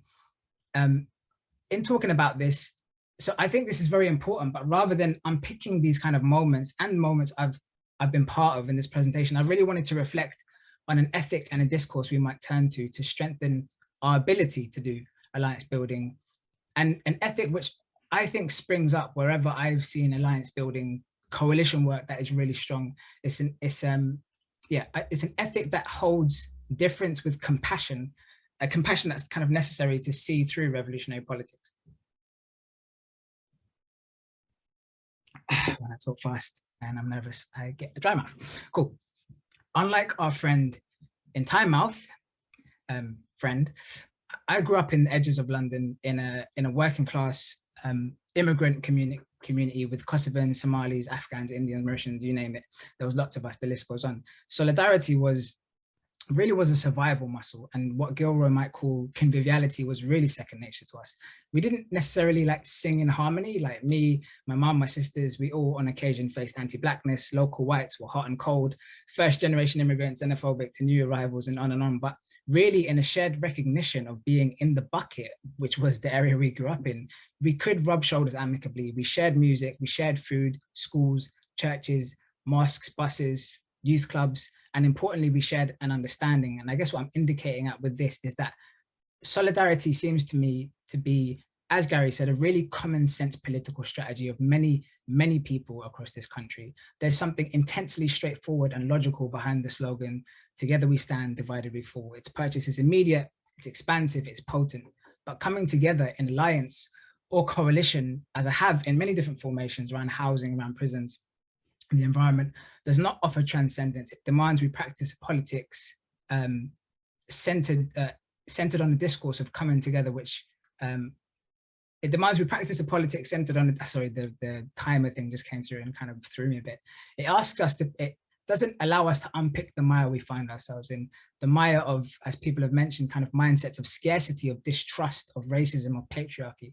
It asks us to kind of sprint before we can walk, to build alliances that can practice a greater politics of solidarity, demands a kind of humanizing love. And I want to kind of focus in on this love that I'm speaking about, that embraces the mess, which is a term that lots of fellow organizers keep saying. I think it's a really important term to fix on. And I'm not saying we don't need a new political discourse. Of course, we need a non-jingoistic, unifying, anti-establishment discourse. But this abolitionist ethic, this delicateness with which we can hold difference and disagreement is very important. And I kind of want to turn now to Martin Luther King Jr. and Thich Nhat Hanh a little bit. So Cornel West, in a CNN interview reflecting on 50 years since the assassination of King a few years ago, took time to reflect on what defined him, saying that he loved you, Brother Anderson, the guy who was the news anchor. He loved me, he loved Muslims, he loved Mexicans, he loved Palestinians and Jews, he loved Dalits and Roma. He was a love warrior. He was an intellectual and spiritual love warrior. The moment at which King kind of unbounded his discourse to become an expression of global and cross-societal solidarity that made that movement, you know, part of what made that movement that Gary spoke about possible, the moment he said economic justice, racial justice, global justice are the meeting points of our struggle, was of course the very same moment his mission became untenable to the American establishment.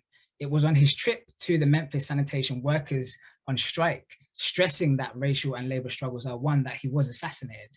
And King lifted up a kind of globalizing, in touch, radically unifying discourse that we can learn from. But importantly, and he said so on so many occasions himself, he underwrote it with an ethic of love. And I want to kind of think about this all-embracing love, because no one has taught me the power of love as an ethic in social action more and in coming together than Thich Nhat Hanh. And King and Thich Nhat Hanh actually met.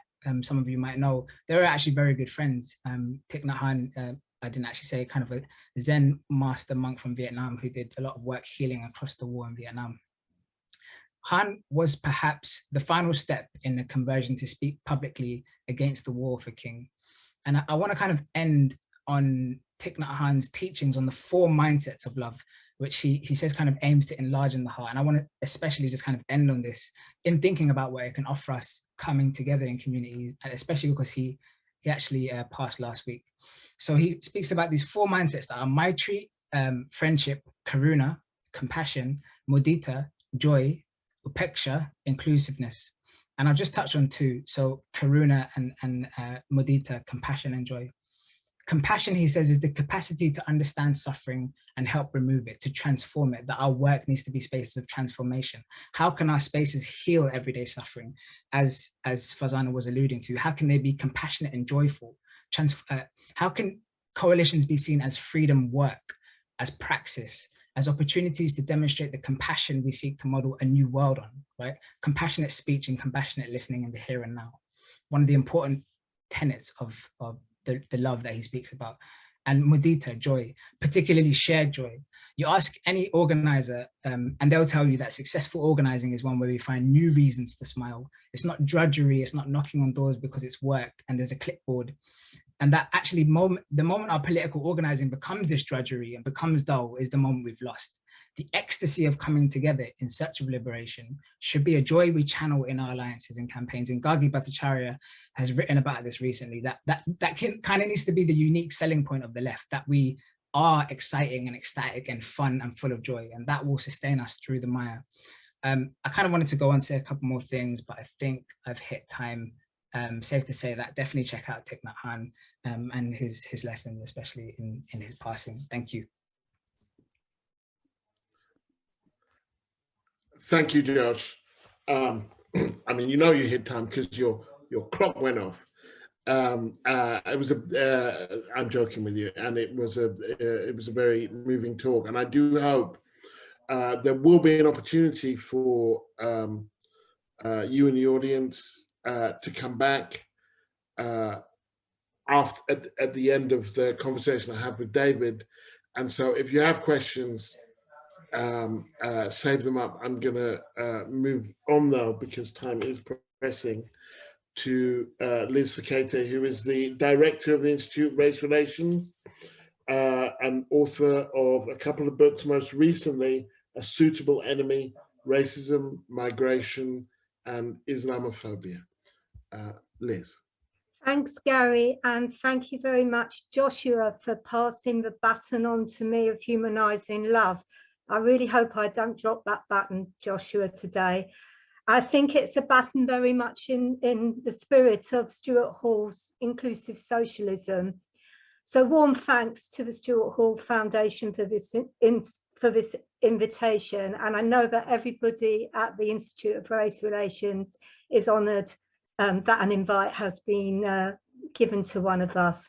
Let me say that Harriet and also the curators and organisers of this session have done an amazing job, but they gave us an incredibly difficult brief, not just manufacturing dissent. We were asked to speak from a personal experience of solidarity. We were asked to discuss the political changes of our times. We were asked to focus on dissent. Hey, that's a tall order, but I can hear Stuart Hall saying, whoever said it was going to be easy. So I feel like I'm juggling many balls at once, and I'm quite a clumsy person. So let me say that I wanted to talk today about, ask a question really, and the question is, can anti-fascism provide a new horizon? So I wanted to be very, very provocative today, as I think all of the speakers have been, and I wanted to ask, are we living through a period that is open to fascism? And if so, could anti-fascism serve as an inspiration for diffuse struggles to come together in communities of resistance, to use Sivanandan's terms. But at the same time, I wanted to be part of a concrete discussion because I'm really worried about particular pieces of legislation, the police bill and the borders bill going through Parliament.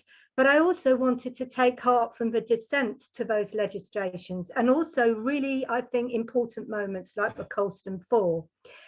To do the personal bit isn't normally something that I do, but actually the brief was very, very stimulating, and it encouraged me to reflect on my own history as an activist, really starting in the 1980s. And I wanted to look at the question of anti-fascism as something that I hope in myself has been a growing political commitment. For me, personal growth is so important if we are to be effective in our activism.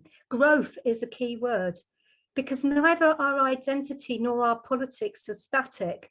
Political consciousness, personal consciousness expand or contract, depending on whether we grasp the challenge of personal growth or understand that the circumstances are different. The struggle today is not the same as in the 1980s. The circumstances are different. We've been through the war on terror, the anti-terrorist laws, the rise of Islamophobia. So we have to see that the circumstances are different. However, the past can be present, can be there in the present, and the present in the past. Personally, my personal biography came as a child of Eastern European parents who were just two of the millions of people forcibly displaced after the Second World War. And my experience there as the child of forced migrants informed my journey into politics. I felt like a cultural outsider. I hated school. I left at 16, thought I'd be a secretary, was rubbish at that, finally managed to get to technical college. And it was there I was attracted to militant anti-fascism, first active in support of self-defense movements in Newham in the 1980s, and then in anti-fascist action. So my personal moment of solidarity, what came in that I wanted to share, was a particular incident in 1986, when AFA mobilised a demonstration of around 2,000 people on Remembrance Sunday to stop a fascist parade at the Cenotaph. The fascists were actually laying a wreath at the Cenotaph every year. So I guess the moment of solidarity was in solidarity with all the victims of fascism, as this was an insult to them. I can remember that as fights broke out on the streets of London, we were accused of defiling a solemn occasion. And here, the past in the present for me, because I look at the Colston Four and I see the way they are being derided by the new right culture warriors as woke. But just like the Colston Four, we in AFA believed we were on the right side of history. The legal defence used in the Colston Four was of removing indecent display likely to cause distress. And that's what brought back to my mind 1986. That wreath was an indecent display that we had every right to oppose. But I want to draw out some bigger points about fascism, so that when I propose that we could cohere around a fight against fascism, I don't just mean the Nazis or Nazi parties. I don't just mean Tommy Robinson. I'm really talking about fascism as an attitude to human life, an attack on human dignity itself. I'm talking about the logic of fascism, which Cedric Robinson wrote about in his path-breaking book on racial capitalism, as fascism as not being something anomalous to modern Western civilization. Racism, slavery, the exterminatory logic of settler colonialism, all there were before what was regarded as a fascist period, and they are still around today. To put it another way, fascism, like colonialism, is a structure of domination that leaves its mark on the structures, processes, and political culture that govern us in the present. Oh gosh, I've got 2 minutes left. I timed this. I don't know what went wrong. Okay, so I want to look at two pieces of legislation in the UK today. Clause 9 of the Nationality and Borders Bill, which can remove someone's citizenship for the public good without informing them. When we look at this, it might be worth remembering that one of the first acts of Hitler on coming to power was to deprive Jews of their citizenship. To compare is not to say that things are exactly the same. So let's look at policing. Remember that all fascist systems are also police states that regulate all aspects of life, particularly working class life. Policing in the UK is increasingly moving towards a militarised model. There's a lot of focus on the right to protest, and that's only right, but we also have to look at the stop and search provisions.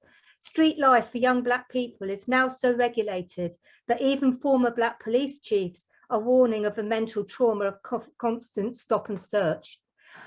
I want to pick up something that Farzana said about survivability and trauma. There's a phrase coined by Hitlerian academics to denote those sections of the population, at first the mentally ill and then the physically disabled, who had no right to live. They use the term life unworthy of life. And what we're seeing in the UK today is people treated as disposable, as though they have no right to life.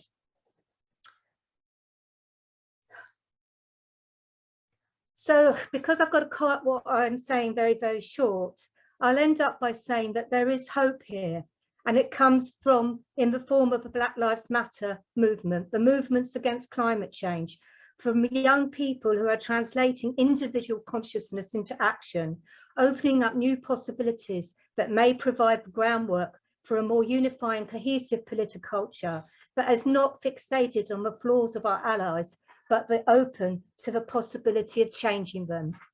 And this is my final point. What has struck me over the years is how those working on the ground to actively protect human life and dignity have understood anti-fascism as an expansive concept, one that challenges the harmful doctrine of life unworthy of life. I'm going to conclude with the words of Pierre Kemp, captain of the Juventa, on refusing an award from the mayor of Paris.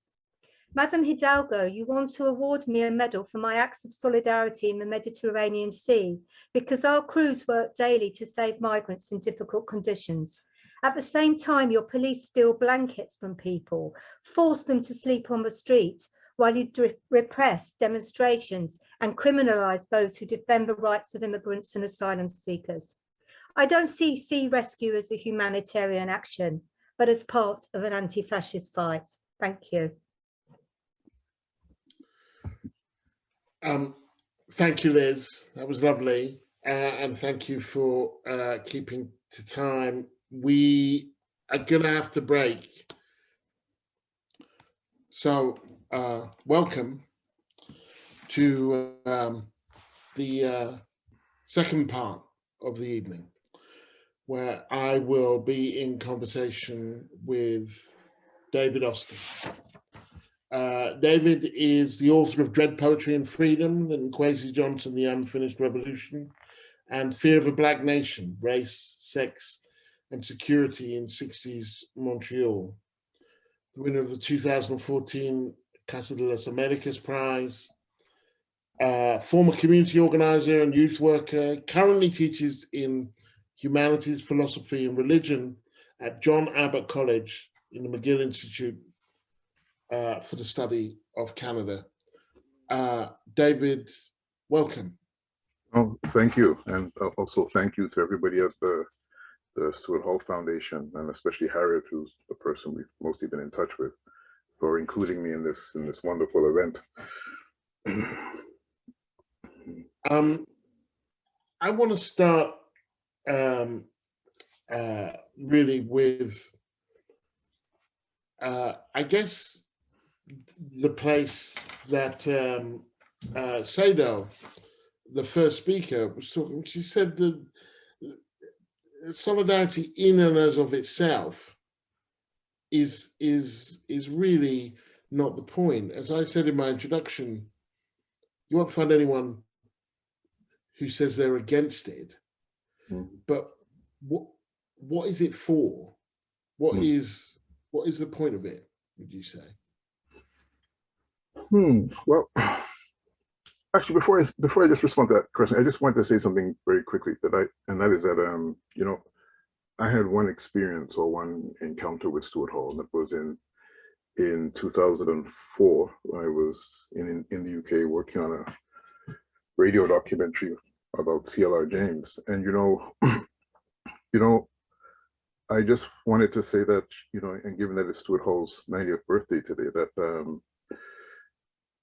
that was such an important encounter for me, because here was this towering intellectual figure, right, who invited me into his home, served me tea, and engaged in this conversation, not just about C.L.R. James, but, you know, talk about life, talk about the fact that I had Jamaican parents, that I was born in the UK. But more importantly, the thing that I remember from that encounter is just that, you know, this capacity to question and even portray doubt, that there was no clear answer to some of the questions that are being posed today and what direction the world is going, but that doubt was an important part of thinking beyond the present and into the future, and also the importance of ideas and the relationship between ideas and action.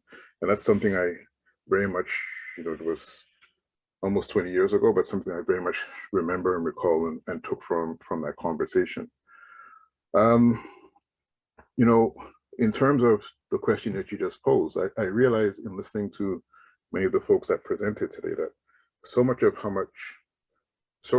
my understanding of the question is very much rooted in the fact that I grew up for my first 10 years of my life in the UK before moving to North America, in South London, and in the Peckham Estate in South London, and also in East London in Walthamstow, alongside poor white folks and poor middle-class folks of Indian and Pakistani origin.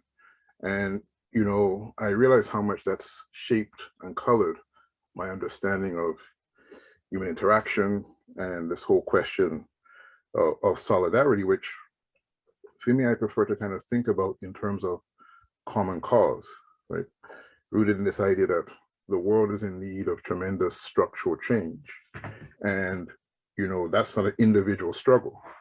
It's not the struggle solely of individual groups, but part of this collective struggle that each one of these individual groups are part of. You know, so when somebody raised a question about identity earlier, and the importance of appreciating singularity and difference, I think that's been one of the major shortcomings of the collective left in terms of sometimes failing to appreciate how those individual and group experiences have marked and shaped people, but that we can't be sort of reduced to those experiences either. And also understanding that, you know, the local is connected to the international in ways that, I don't remember who it was, somebody had mentioned or alluded to earlier. You know, I was talking to my students the other day in a course that I teach, on Marxism. And the conversation centered around how our lives and our consumption habits are intricately tied to how other people live and experience the world in other places that are seemingly disconnected from us. And we were talking about this mineral, coltan, which is, as some of you know, is mined in the Congo, right? And is essentially in every cell phone that we use, right? And wars and lives are being fought, right? And lives are being lost as a result of our consumption habits in this part of the world. So I think there's a kind of way of thinking about solidarity between peoples and groups, and a way about thinking about solidarity in terms of the local and international, and how our local struggles are very much intertwined to international struggles too. I live here in Montreal, where, you know, Canadian police officers have been trained by Israeli police officers, right? In ways that, you know, suggest to us how the brutalization and dispossession of Palestinians is very much tied to our lives in this context too. And I guess, you know, the last thing I would say is that, you know, because we're in the middle of this pandemic, is that what the pandemic has unmasked here and in the United States, and I know from my familiarity with how things have unfolded in the UK, is, you know, the COVID crisis has unmasked the deep-seated inequalities across many of these lines, but also how those structural inequalities affect particular groups. So here in this context, we have Caribbean and Filipino nurses, for example, who have essentially been on the front lines in terms of the healthcare system, and have been exposed to COVID, which has then, you know, of course, they live in communities, and it comes back to those communities. And we've seen the way in which these various communities have been pathologized in the media for being sort of like conduits for COVID. And, you know, members of the Filipino and Caribbean community, I mean, there's a tremendous amount that those communities have in common. There have been groups and organizations. There's one organization I can think of in particular that came out of the Filipino community here in Montreal called the Immigrant Workers Center, that have been trying to organize and work around and through some of these differences, working with folks who, you know, in terms of how we have come to define identity, are seemingly different, but when you look beyond those sort of superficial ways that we sometimes talk about identity, have a tremendous amount in common. It's, to some extent, there, what we see is the potential, right, for solidarity. That you look at these things, you think, well, you know, you have so much in common, or the cell phones we use, the minerals that are used to create them, the sneakers that people wear, that poor people wear, and the poor people that make them somewhere else. But the potential for that solidarity has to be realized somehow, right? That otherwise, I mean, I think the left is very good at proclaiming solidarity. It's right up there, right? Workers of the world unite. Or Eric Honecker in the 50s, who just said, we're banning racism, it's gone. Which of course doesn't ban racism. So the desire to proclaim solidarity, but then the kind of the praxis that some of the speakers talked about, that actually kind of, to actually realize it feels like an effort of a different order entirely, to the extent that you can have people living side by side, apparently with almost identical needs, An obvious one here would be the poor Black and white people of the southern states of America, who from the outside, it looks painfully obvious what should happen. And yet the actual glue that would bind them together and the kind of the ties that would bind and the ties that are broken, sometimes the ties that are broken are just kind of too strong. So how does one shift from the potential to the kind of actualization? I know there's not one way, but it's worth mulling on.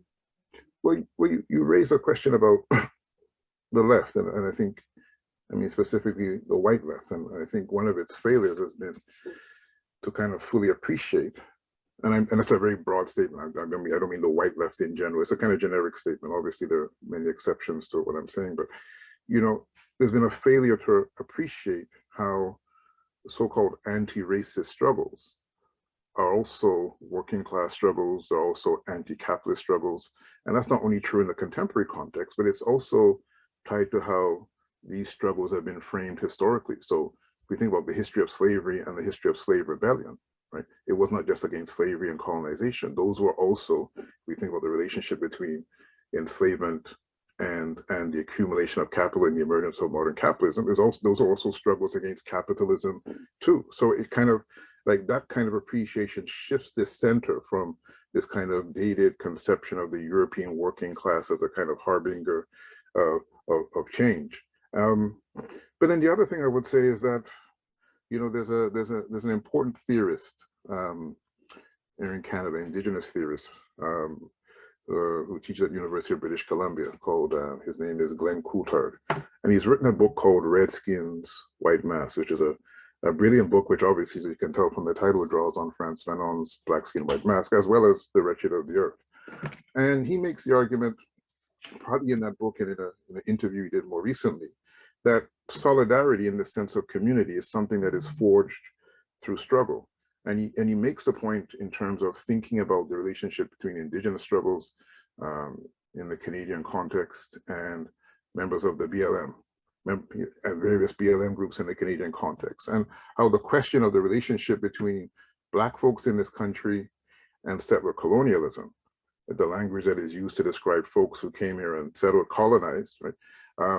And is generally used to describe non-Indigenous people. And there's been a kind of resistance and pushback from Black folks living in Canada saying, well, we cannot be described settlers as settlers, and definitely not in the same way that Europeans came here and colonized Indigenous people and dispossessed them of their lands. But, you know, these have kind of been sort of theoretical and sometimes even academic conversations. And Coulthard makes the point that, well, you know, when groups find themselves, you know, with these kind of particular commonalities, those kinds of questions about, you know, who's a settler, who's not a settler, the relationship between Indigenous peoples and non-Indigenous peoples and Black folks, those can be worked out in the process of struggle, providing that we understand that there's enough of a basis to begin that struggle in the first place. And I think that's a kind of important point of departure, because oftentimes otherwise these often become sort of largely theoretical conversations. And I want to just read something. It's not from Glenn Coulthard's book, but it's from the book, The Point is to Change the World by Ndaye, that came out a couple of years ago. A collection of essays by Ndaye, the Guyanese theorists and activists and feminists that were edited by Alyssa Trotz, who's also from Guyana, but lives out here in Toronto. And so Ndaye, it's kind of in response to your question, Gary, she makes the point that while we need organizing that is anti-imperialist and anti-capitalist, our organizing must also be anti-racist, anti-sexist, anti-homophobic, anti-transphobic, and against all forms of exploitation, subordination, and discrimination. The left says that identity politics is narrow, but the left's definition of what is political and who is political has its own narrowness too. Identity politics challenges those of us rooted in traditional left organizing to move beyond the narrow view of class, or put another way, to recognize all sectors that capital makes potential allies of. Then lastly, she says, similarly, we need organizing against forms of exploitation, subordination, and discrimination that the left has traditionally ignored or downplayed. Our organizing must also be anti-capitalist and anti-imperialist. I don't pretend to know how we will rebuild movements to change the world and build it better than it ever was. But I am sure that divided action is not taking us in that direction. And I think that those passages, really articulately capture the kind of spirit of what we're talking about in terms of what solidarity and the spirit of solidarity can mean. I liked her engagement with identity politics, because it is I do get quite exhausted by the way in which identity politics is basically used a little bit like political correctness. It's whatever you want to think it is, so long as you don't like it. As opposed to, I mean, most politics people come to through their identities. With experience, of course, yeah. And kind of, first of all, if you can't walk down the street without being shot or stopped or searched or in some other way harassed, then being Black is also a material condition. It's not just a kind of, lifestyle choice. Or if you're being paid 62% of what a man's being paid, then being woman, as there are material conditions to these identities that give them their politics, and that there were silos and obstacles to solidarity before, without identity politics. If you look at the Communist Party and the SPD, or the 57 varieties of Trotskyist movement, you wouldn't need people operating through race or gender or sexual orientation in order for there to be a challenge with coalition. And so I want to, from what you just said there, kind of touch on something that, a significant part of the thrust of what Josh was saying, in terms of that we have to work through these differences, that these differences are real, they're differences, or quite often they're real, they're differences of experience, of history, or material differences. And kind of just to talk a bit about what the challenges of working through those differences might be. And you mentioned one, which is the kind of the fixation almost, or the fetishization of a point, who's, in this case, who is or isn't a settler, define settler. I can't move with you. I can't be part of something which we see as a common enemy until I get that definition, and until you've signed off on it, and in triplicate, and so on. So there's the fetishization quite often of what appear to be minor differences, or differences of differences of interpretation rather than of fact or kind. Can you think about the kind of challenges? Well, I think one of the challenges that we face is partly tied to what I was getting at earlier, and it's that this fetishization, or what might be described as a fetishization of identity, it's how do we come to grips where that has come from? So at its best, this tradition that's referred to as Afro-pessimism, for example, reminds us that, right, how deeply embedded certain differences are, and particularly in this case, race, right? And I think members of the left have often failed, of the generic left have often failed, the white left have often failed to fully appreciate how deeply embedded racial dynamics and the codes associated with racism are.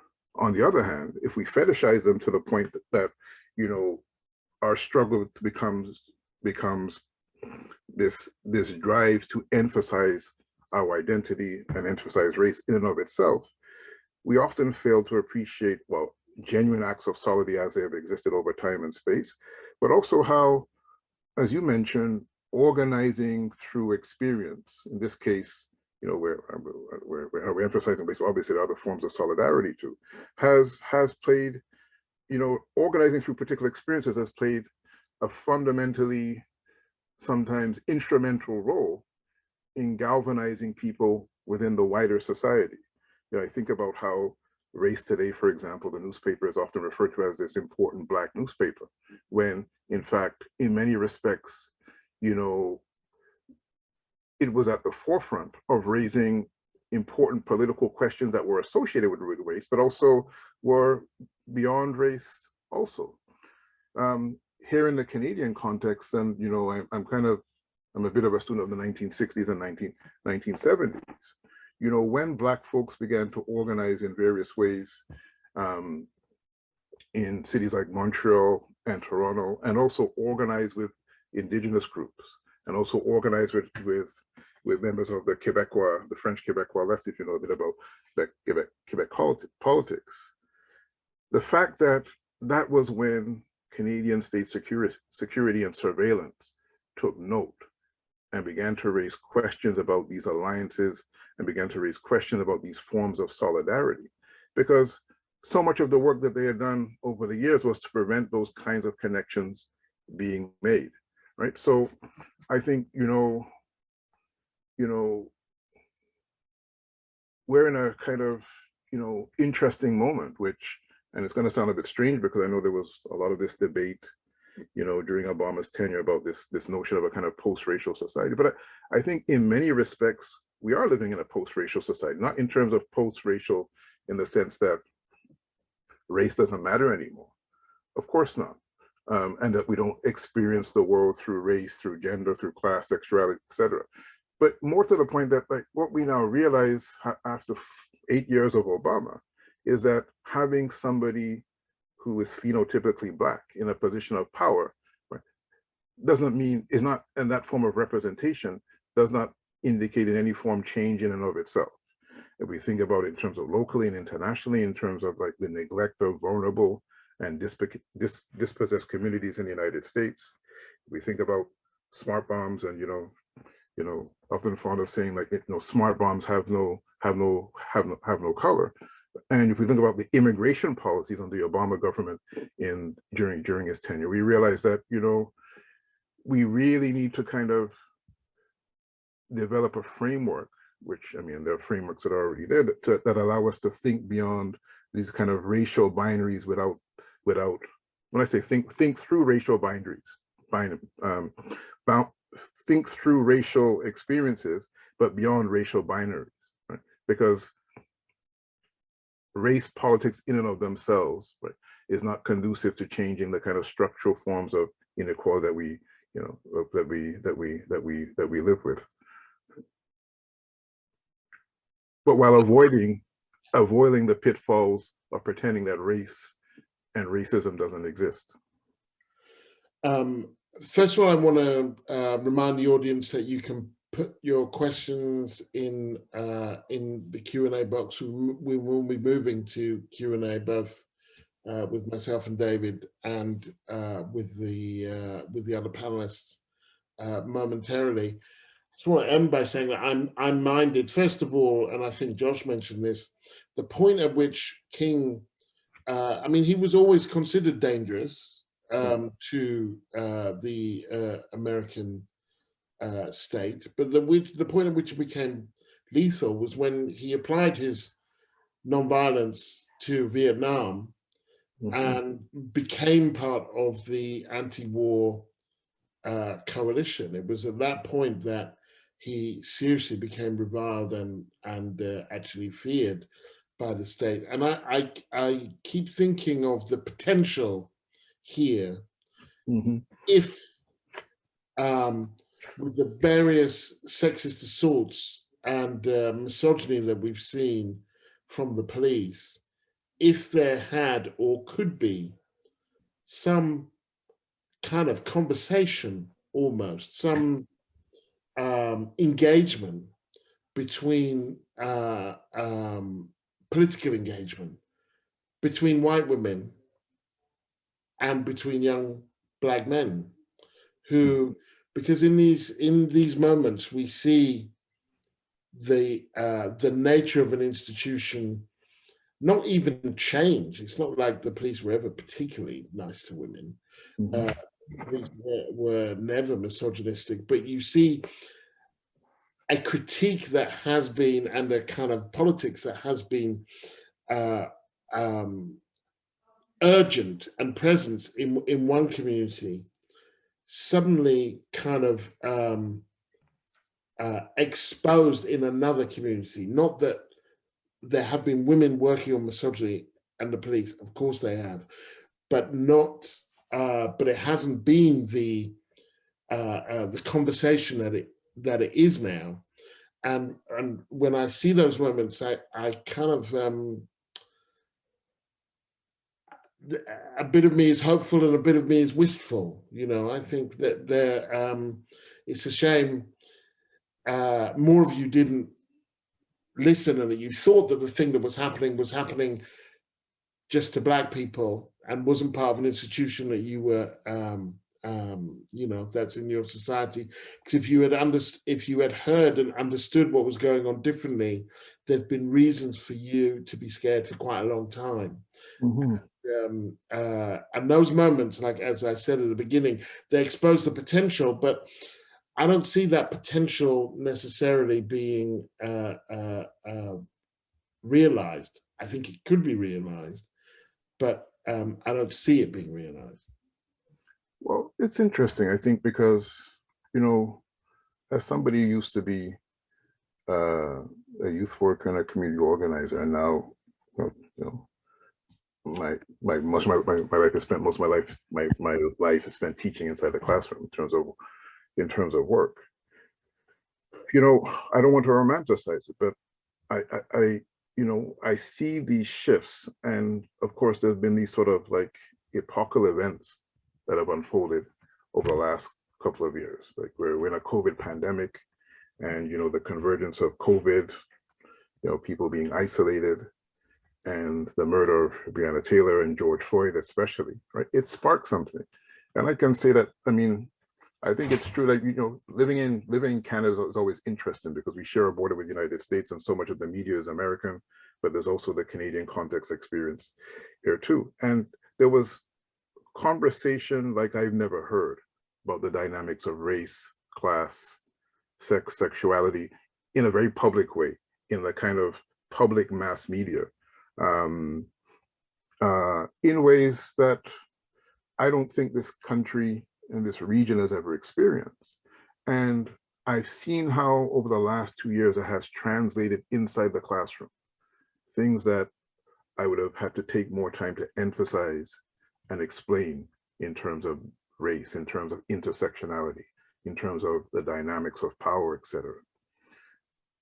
Some of these kids have been exposed to some of this conversation in a way that not we can take those conversations for granted, but a space has been opened up, right?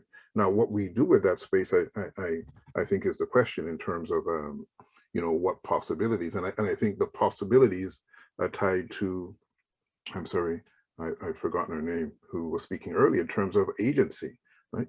Because solidarity is just a word, or common cause is just a word. It's like, but how we organize, which goes back to, you know, the remark I made about Glenn Coulter, how we organize and the dynamics of that organization, and how we organize and produce theory and ideas, and how the ideas influence how we organize. That, I think, in many respects is the process. But a space has been opened up. We see it closing, right? But there have been conversations, I think, that you know, that like I said, you know, we haven't seen in maybe generations around some of these questions. And I just wanted to say something else very quickly, because you mentioned Martin Luther King, but I would also add Malcolm X to what you said. You know, Malcolm X became most dangerous, I think, in the eyes of like the powers that be, when he began to make very explicit connections between what was happening to Black folks in the US context, to what was happening in overseas, whether it be in Ghana or Algeria or Tanzania. And then thinking about the possibilities of human solidarity. And I think, you know, that kind of bears out in terms of when you look at how how U.S. state security responded to him in the last years of his life in terms of how they were documenting his experience.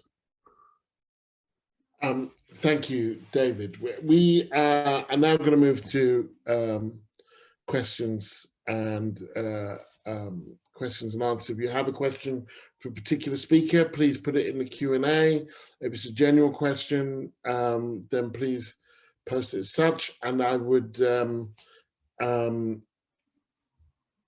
if you're on the panel and you want to answer the question, then just put your camera on and I'll know to call you.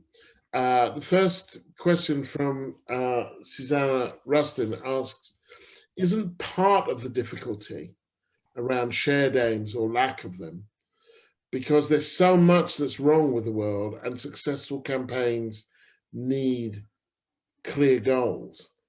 So, you know, there's basically kind of too much to do and we are firing off on all cylinders, and that makes it very difficult to kind of pin down something that kind of one or more groups might do together. Is there anybody who wants to take that question? Just put your light on. Pragna. Yeah, I mean, I think that it's very easy to feel overwhelmed because there is so much that's wrong with the world. Liz Fekete talked about the rise of fascism. I think that's global. The move towards authoritarianism is global. It's not, you know, it's in Russia, it's in Hungary, it's in India, it's in Brazil, it's in Poland. And we're seeing that, you know, that kind of the kind of objectives and the imperatives that underline these states and what they're doing to their citizens. And it's easy to feel overwhelmed, along with, you know, rising inequality, racism, sexism. I mean, what's interesting about the whole debate and the whole exposure around the Met Police and their institutionalized sexism is that, you know, after so many decades of what was supposed to be training, women's struggles and so on, nothing's changed. So where have we got to is you know, can make us feel very, it feels as if we're going backwards in so many ways, despite the fact that there have been inspirational struggles waged by people around the world. But I think we can only focus on what we see in front of us, wherever we are. If we see injustice in front of us, then it is incumbent upon us to talk about that, to expose it, to call it out, to speak truth. And I think that there's some very heartening stories about local communities coming together, for example, challenging the state's immigration raids, the surveillance culture around immigration, the kind of punitive measures that they're taking, which they're ratcheting up through the Nationality and Borders Bill. And I'm reminded, for example, just before Christmas, when two immigrants who were about to be deported in Glasgow, were saved from deportation by community coming together of people from all backgrounds, saying these people are from our community, hands off, you cannot take them away and you can stop their deportation. These are moments of hope, I think. These are the spaces of dissent. And these do bring people together in a way, you know, you talked about common cause. Here was a common cause that was not necessarily based on identity, coming together on the basis of identity, but coming together on the basis of need and coming together on the basis of seeing an injustice that they wanted to fight together. And I think those are really, though that was that moment of solidarity. Can we sustain it? I don't know, because I think there are a lot of challenges that we face, not just because there's a state anti-immigration agenda, if we want to talk about immigration, but also because we're not all singing from the same page. I was, you know, challenging some of the immigration raids that were going on in Southall in West London. And to my horror, many of the settled minorities bought into the state's narrative and are also, you know, similarly hostile towards the new migrants. So it is, as someone said, trying to create solidarity is messy. We come from different histories. We don't necessarily reclaim our histories properly either.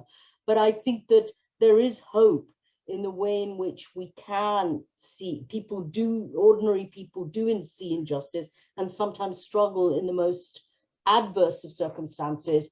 And I think it's incumbent on us to make sure that those voices are amplified and we support them wherever we can.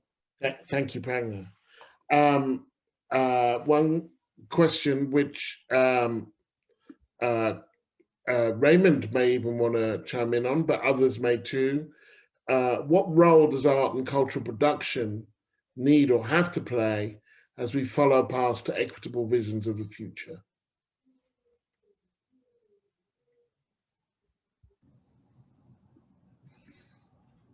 I could just give examples of poets and writers and educators and activists who I've seen incredible examples of solidarity and organizing in a kind of small community way. So I very much consider myself part of the legacy of poets and activists like John LaRose, who we are about to get a name named after in Tottenham. Black Boy Lane is now going to be called LaRose Road, which is a great honoring of him. John LaRose, Linton Kwesi Johnson, James Berry. James Berry was the first Black poet in the UK to anthologize Black British voices and begin and renew and to some people invent what the language that was missing around a specific kind of you know, what Stuart Hall spoke about the colonial subject. Like my dad came over from Jamaica in 1957, and so much of his, I know as his son, I feel like I just saw so much trauma, so much struggle in him being able to, you know, explain his context in some ways. Other poets that I've written down, Benjamin Zephaniah, who went into schools, still goes into schools to speak about his experience and share, in some ways, what I would call a kind of emotional literacy in modeling a kind of emotional history, emotional life, sharing that, and in hope that you can then encourage younger people, students, and even teachers to also share and create a kind of creative community. So these communities can be small, but don't have to be these kind of huge, macro, all-encompassing cultural kind of institutions. Michael Rosen, Joel Taylor, Roger Robertson, Malaka Booker, Nick Makoa. I'm also part of an organization, one in the US. I'm based between the US and the UK, an institution called Cave Canem, which is for Black diasporic poetic voices. And I get to go there every now and then, and I'll sit in a room with Black people from all over the world, from the Caribbean, America, Europe, and being part of those discussions, being in rooms like that has been one of the most empowering, rewarding experiences I've had, and vitalizing in coming to you know, discussions like this as well. So I just want to say and show and share how many examples there are of people kind of organizing and sharing, and you know, these things can get really despairing, but I feel like I've seen time and time again the power of art, of the you know, continuing to build on the legacies and the ideas that have already been started by people like Stuart Hall, you know. So I know that's all I'm going to say about that. Thank you. Farzana, you something you want. I wanted to actually combine the last question with this question, because I think when we're thinking about common agendas, there is actually four key things that where the right and the left are, and particularly, you know, when we're thinking about what we're fighting for, it's safety, dignity, belonging, and resources. And the right are able to really capture, and those in power really capture a particular narrative around that. And those are also the things that the disempowered, the dispossessed are also fighting for. So I think that there is something really powerful in art and culture around how we own and shape narrative to be able to move in the direction of liberation. But in order to do that, I want to return to those points of capacity building, like whose imagination do we live in? Whose imaginaries? A couple of years ago, and Josh will remember this in a conversation with Angela Davis and Black Lives Matter UK, Angela Davis said to us, you know, we've been living in the imaginaries of those long gone before us, and one day others will live in our imaginaries. And when we're thinking about imagination and we think about trauma and violence, those that imagine right now are those who are privileged to imagine, those who can see themselves long-term, those who can see themselves in a tomorrow. And there are so many communities and so many of us that the day-to-day survival is the first and foremost agenda, first and foremost front line. So when we're thinking about cultural production, the narratives that need to be built, the imaginaries that need to be shaped, this is the tipping point. This is the space where we need to do that. But in order to do that, we have to be able to resource our communities in ways that are equitable to be able to dream and imagine beyond survival, beyond responding to violence. So I just want to bring that in to the conversation. Thank you, Farzana. I was going to ask Liz, without wanting to put you on the spot too much, but that I think of Rock Against Racism and then Love Music, Hate Racism, and the degree to which culture, particularly music, seems to have played a decisive role in certain moments. I wonder if you might just reflect on that for a bit. You're on mute.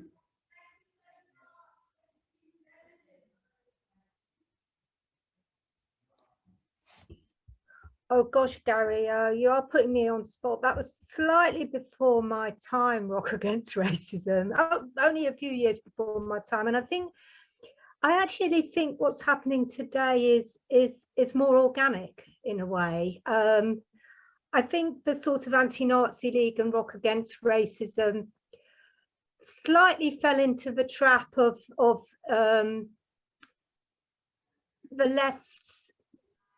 left's narrowing of fascism to just be anti-Nazi, and therefore making music the way to bring young people together. Whereas what I think is very important about what's happening now is how artists and cultural workers are actually embedded in the performativity of a demonstration. I just love that, the way it all comes together, and demonstrations are actually much more exciting because of the visual and oral aspect of it.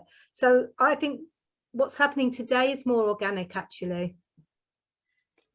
Right, thank you. Josh,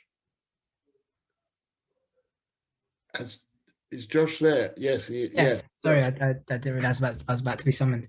I guess I wanted to come back to this question about the difficulty of shared aims or lack of them, and it kind of made me think of two things. One, Farzana's point about us needing to be with the material needs of communities and building capacity, and how often I think that's kind of the left think of that as like kind of service provision-y work that small charities and NGOs can do, and we have the kind of more elevated, lofty things around building coalitions around things like fascism or different bills, and I think both can happen. It made me think. I saw this image recently of a Black Panther Party community center, and the slogan that they had at the front, just like on a kind of little piece of wood, was "We serve the people." And I feel like that is maybe at the heart of the discourse that they held, that unified different groups. And I think specifically about, you know, one of the kind of titans of solidarity and alliance building, Fred Hampton, and how he like, you know, his thing about shared aims was more like, where can we meet the community together? And the Rainbow Coalition, a lot of it was about, you know, what some people might see as service provision, but actually what they saw as like community development, people programs.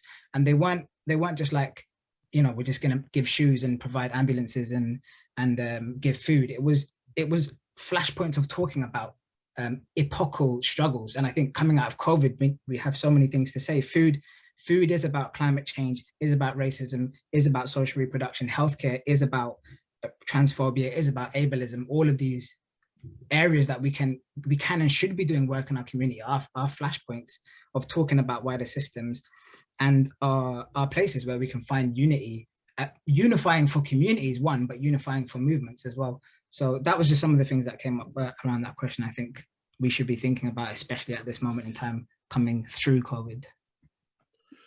I'm wondering, I mean, it's always the nature of these things that you kind of bop around, and we snack on lots of really great ideas and sometimes never get a full meal. I'm just wondering, as the last question, I wanted to take Joshua's centering of love as a, if not a precondition, then certainly a driving force for the change, and ask maybe Sado or Fatima whether either or both of you have you know, have a view on the potential of that. Yeah, so I guess, and just picking up on Joshua's point around that building from a community level, and I think the notions of co-production, but I think that is the key. How do you make the work that we do joyful? It is not easy because campaigning, justice, fighting is deeply, deeply draining. But I think it's about the space that we create, and that is fundamentally important. And I've done this work for the last 10 years. And I often joke and say, I end up in spaces that I find deeply, deeply nourishing.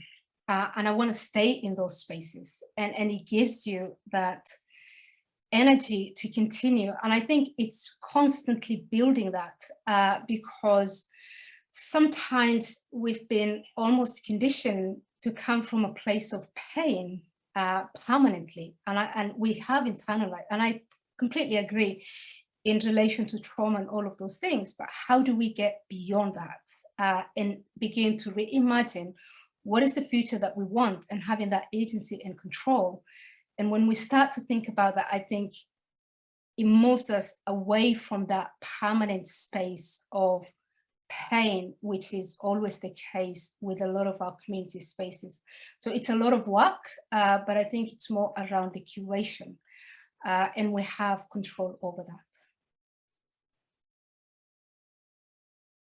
Thank you, Sado. Fatima. Yeah, I guess I'm just going to give some examples of what we did on the ground when we, you know, there were many, many moments of disagreements within the different organizations between us. A lot of different ways we've had to have very, you know, the term that's been already used, very messy, complicated, uncomfortable conversations, and how those things, yeah, how certain things that came up, how they needed to be addressed. And I think one of the ways we decided and felt is absolutely necessary to showcase our love for this community. So, for example, there are many businesses on Brick Lane, for example, who don't support this campaign. They don't support us, and they, you know, whenever they see any one of us on Brick Lane, they always sort of, you know, make that clear that they still don't support the campaign. Now, however, having said that, there are some of those restaurants that don't support us. Many of us actually go and still eat in those restaurants because we still recognize that once, you know, if, for example, you know, we're unsuccessful with the judicial review, we still recognize that materially, these uncles and their restaurants are going to be impacted almost immediately because there's already less footfall on the south end of Brick Lane. And also because a lot of them don't own the land where they have their restaurants, right? It's on lease. So, so we recognize that, okay, we might have disagreements with these uncles right now, but we also need to show up in their restaurants and eat. So when we're, you know, organizing and we need to have our quick lunch breaks and dinner breaks, we go to these restaurants and we show these uncles that, because they're mostly owned by men, we show them that, look, we accept that you're not supporting us on this political campaign, but we also recognize that materially speaking, you are going to be affected as soon as this is approved, and if this, once the, you know, the construction work starts, and through that, actually, we have built a very healthy relationship with a lot of these uncles and a lot of the chefs in these restaurants, because they've appreciated that, they've seen that, okay, we're politically not agreeing on this, but we're showing up and we're coming to your restaurants. We're trying to help you, literally with our money, to make sure that you stay afloat. And one of them has eventually changed his mind about the campaign and supports it, but isn't allowed to publicly because he owns the business with another person who doesn't back the campaign quite publicly. So he can't go against his partner. So I think, you know, these things become very, very messy. And you know, and it has to, everything that we do has to come from a place of hope and love. And that's what we've tried to showcase to a lot of people on Brick Lane, including the residents who haven't agreed with us or the campaign, that look, we're still here because these things are still going to impact you. So that's how we've tried to sort of showcase and show up for people, and by literally going into the businesses and spending money there and showing our faces there. Thank you. And Liz. 3 sentences. Fatima's example is brilliant. It encapsulates revolutionary love. I see it as an image or a metaphor. We have to have the fist and the cradle. We have to form a fist to fight the authoritarianism of the system, but we have to form a cradle to protect each other.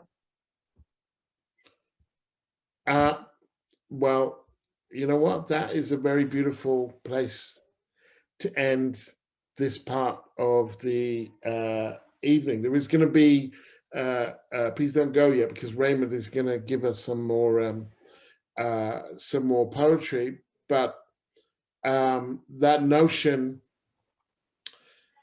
that we don't get anywhere without some spirit of, I'm going to call it generosity, which I think encapsulates that notion of love, and that resistance. Of course, resistance is tough, but there's a tenderness to it too, that if you lose there's no point in hating humanity or hating people and trying to liberate humanity.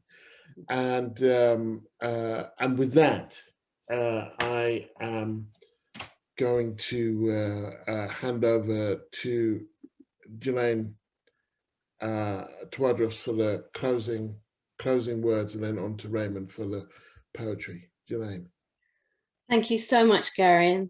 I'm Gilane Tawadros. I'm the chair of the Stuart Hall Foundation, and thank you, Gary, for that elegant navigation through this afternoon's fabulous conversations.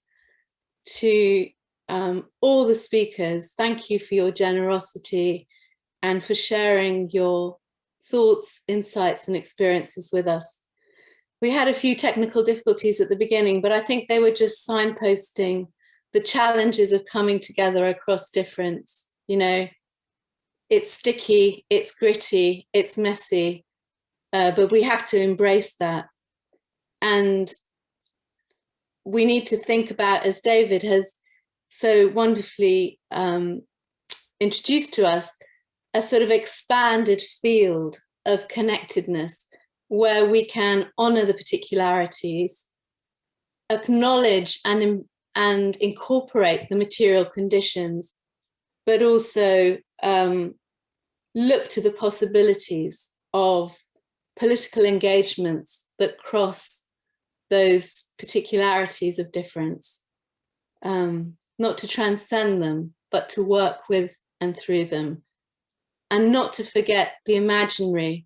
I'm so glad that we came to that at the end, because of course Stuart talked about a detour to the imaginary, not as an escape from the harshness and the difficulties of political struggle, but actually as a way to achieve the goals of political struggle and to imagine different kind of futures.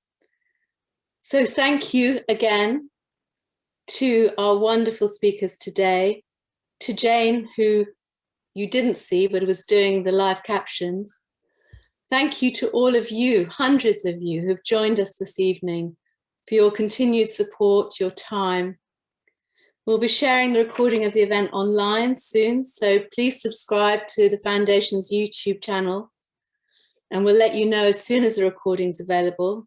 Sign up to our newsletter and social media channels for news about our upcoming program.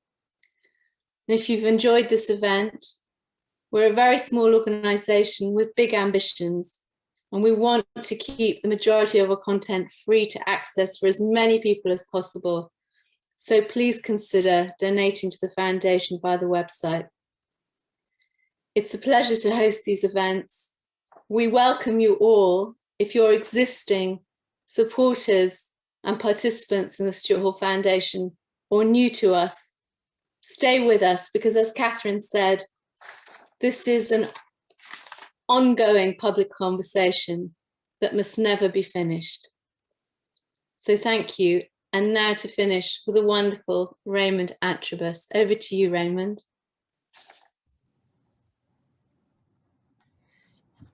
Thank you. Thanks for having me. Just to say what I just said in the chat, that I do think generosity is the word. And it's such a privilege to hear this conversation and be part of it. Even the discussions are moving towards radical love, and the imagined, I think, is something that anyone with a creative practice, as well as a kind of political, critical one, is going to be working on that. That's life's work. That's always ongoing. So I'm going to read just two poems. They're not very long, from my latest book, which is called All the Names Given. That's the cover there. And in this book, I was kind of working through, I suppose, some of my inheritance is like an Englishness and a Caribbeanness, a blackness and a whiteness. But I had the privilege of having a very specific site to go to. So my surname, Antrobus, is actually a village in Cheshire. And my grandma had always spoken about it.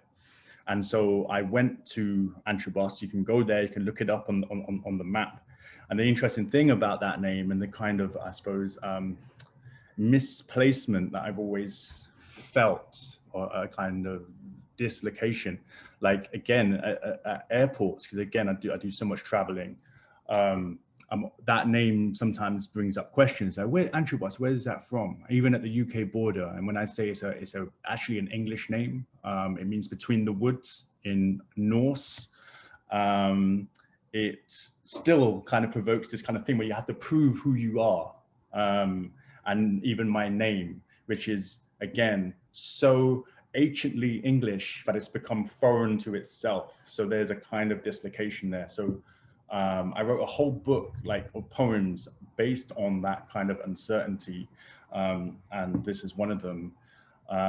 Also, this poem wouldn't exist without Catherine Hall, because I got to, because of the work that she did with UCL on the legacy of British slave owning databases. I got to see that Antrobus, the most prominent Antrobus, showed up on that database and appears in this poem. Antrobus, or land of angels. Wherever you are, you touch the bark of trees, different yet familiar. Sheslo Milosh.